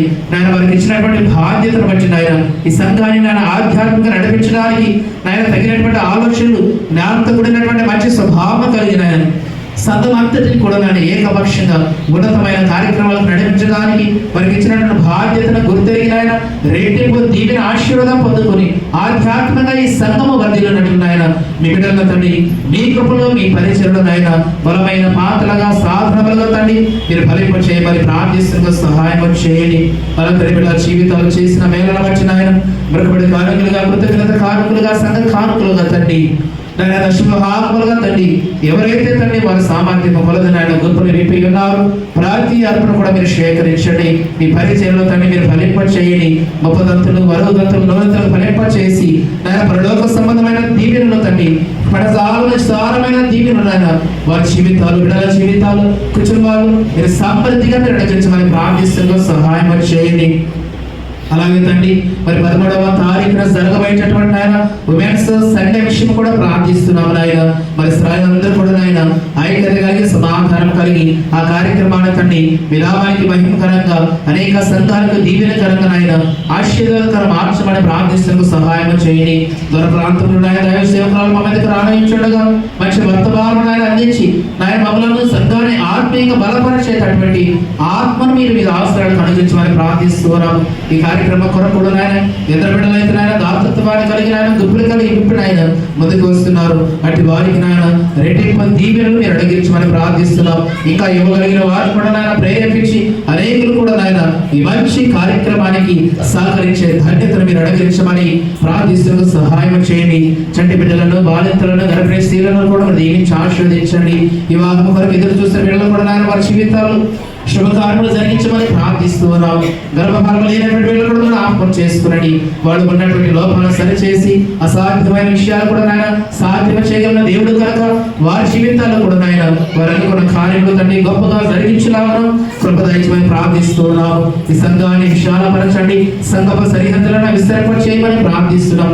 ప్రాముఖ్యంగా ఈ రోజున తండ్రి మరి ఈ మొదటి ఆదివారం ఆరాధనలు మేమందరం కూడా మాకు మడినటువంటి యేసుక్రీస్తు వారు మా కొరకు పొందిన శ్రమను మరణమును ఆయన పునరుద్ధారణ జ్ఞాపకం చేసుకుంటున్న ఆయన రెండవ ద్రాక్షరసము స్వీకరిస్తూ ఉండగా ఆయన మరణానికి సాదృశ్యంగా ఆయన ఈ కార్యక్రమంలో మేమందరూ కూడా పాలిభాగస్తులు అవుతూ దీన్ని తీసుకుంటున్న ప్రతి ఒక్కరు కూడా ఆయన వారి జీవిత కాలమంత్య బ్రతుకు దినములని భూమి మీద వారు శ్వాస విడిచేంత వరకు క్రీస్తుని గురించి ప్రకటించడానికి ఆయన యొక్క శ్రమల గురించి మరణముల గురించి పునరుద్ధారణ గురించి ఆయన అనేకులకు చెప్పడానికి వారు సాక్షులుగా నిలబెడుతూ ఒప్పందం కలిగి ప్రణాళిక కలిగి కార్యక్రమంలో పాలిభాగస్తులు అవుతూ ఉండగా వారందరూ కూడా ఆయన పరిశీలన కలిగినటువంటి మంచి ఆత్మను మనం మీరు అడిగించి మరి ప్రార్థిస్తున్న సహాయం చేయండి. మరొకసారి అయినా ఇంతవరకు మీ శరీరాలను శిరస్సు వచ్చి ప్రార్థించి విజ్ఞాపన చేసిన ప్రతి ఒక్కరిని నాయన నూతనమైనటువంటి క్రొత్త వారు కూడా మా బతికి ఆదివారం శరీరాలలో ఉన్నందుకు నాయన మీకు వందనాలు చెల్లించుకుంటూ ఉన్నాము. అటు వారిని కూడా ఆపణ చేసుకొని ఇంకా అనేకులను కూడా నాయన మరి వేల తండోలుగా నాయన ఈ దక్షిణ గడ ప్యారిష్ నాయన ఉన్నంత వరకు నాయన మీ దీవిన మీ ఆశీర్వాదం పొందుకొని అనేక సంఘాలకు నాయన మరి మోడల్గా మాదిరికరంగా ఈ సంఘాన్ని మీరు ఆశీర్వదించి మహిమపరిచి బలపరచమని సదస్సుల బిడ్డలను శ్రీ సమాజం వాడు ఎవరి బిడ్డలను అలానే పెద్దలు ప్రతి ఒక్కరు కూడా దీవించి ఆశీర్వదించి ఈ పరిశుద్ధాదివారపు దీవెనలతో ఆశీర్వాదములతో మమ్మల్ని అందరూ కూడా నాయన న్యాసాలను అప్పగించుకుంటూ అడుగుక మరుగైనటువంటి ప్రతి విషయాన్ని కూడా మన కన్న తండ్రిగా మీరే నాయన జ్ఞాపకం చేసుకొని అందరి జీవితాలు పరలోక సంబంధమైన జ్ఞానంతో నింపి పరలోక సంబంధమైన దీవెనతో నింపి నడిపించమని మా ప్రభువును రక్షకుడైన యేసుక్రీస్తు వారి పరిశుద్ధ నామమును బట్టి ప్రార్థించండి వేడుకుంటున్నాము తండ్రి. ఆమేన్. పరలోకమందున్న మా తండ్రి మీ నామము పరిశుద్ధపరచబడును గాక, మీ రాజ్యము వచ్చును గాక, మీ చిత్తము పరలోకమందు నెరవేర్చినట్లు భూమి నెరవేరును గాక. మాడిన ఆహారం నిర్వహించు వాడను ప్రాణం చేసి వారు క్షమించిన ప్రకారం మా ప్రాణం క్షమించు. శోధనలో తీగ దుష్టులను తప్పించు. రాజ్యము శక్తియు మహిమయు నిరంతరము కూడా నీవై నావు తండ్రి. ఆమేన్. ప్రభు నిన్ను ఆశీర్వదించి నిన్ను కాపాడుగాక. ప్రభు నీకు తన సన్నిధి ప్రకాశింపజేసి నిన్ను కరుణించుగాక. ప్రభు నీ మీద తన సన్నిధి కాంతులు ఉదయింపచేసి నీకు సమాధానము కలుగు చేయగాక.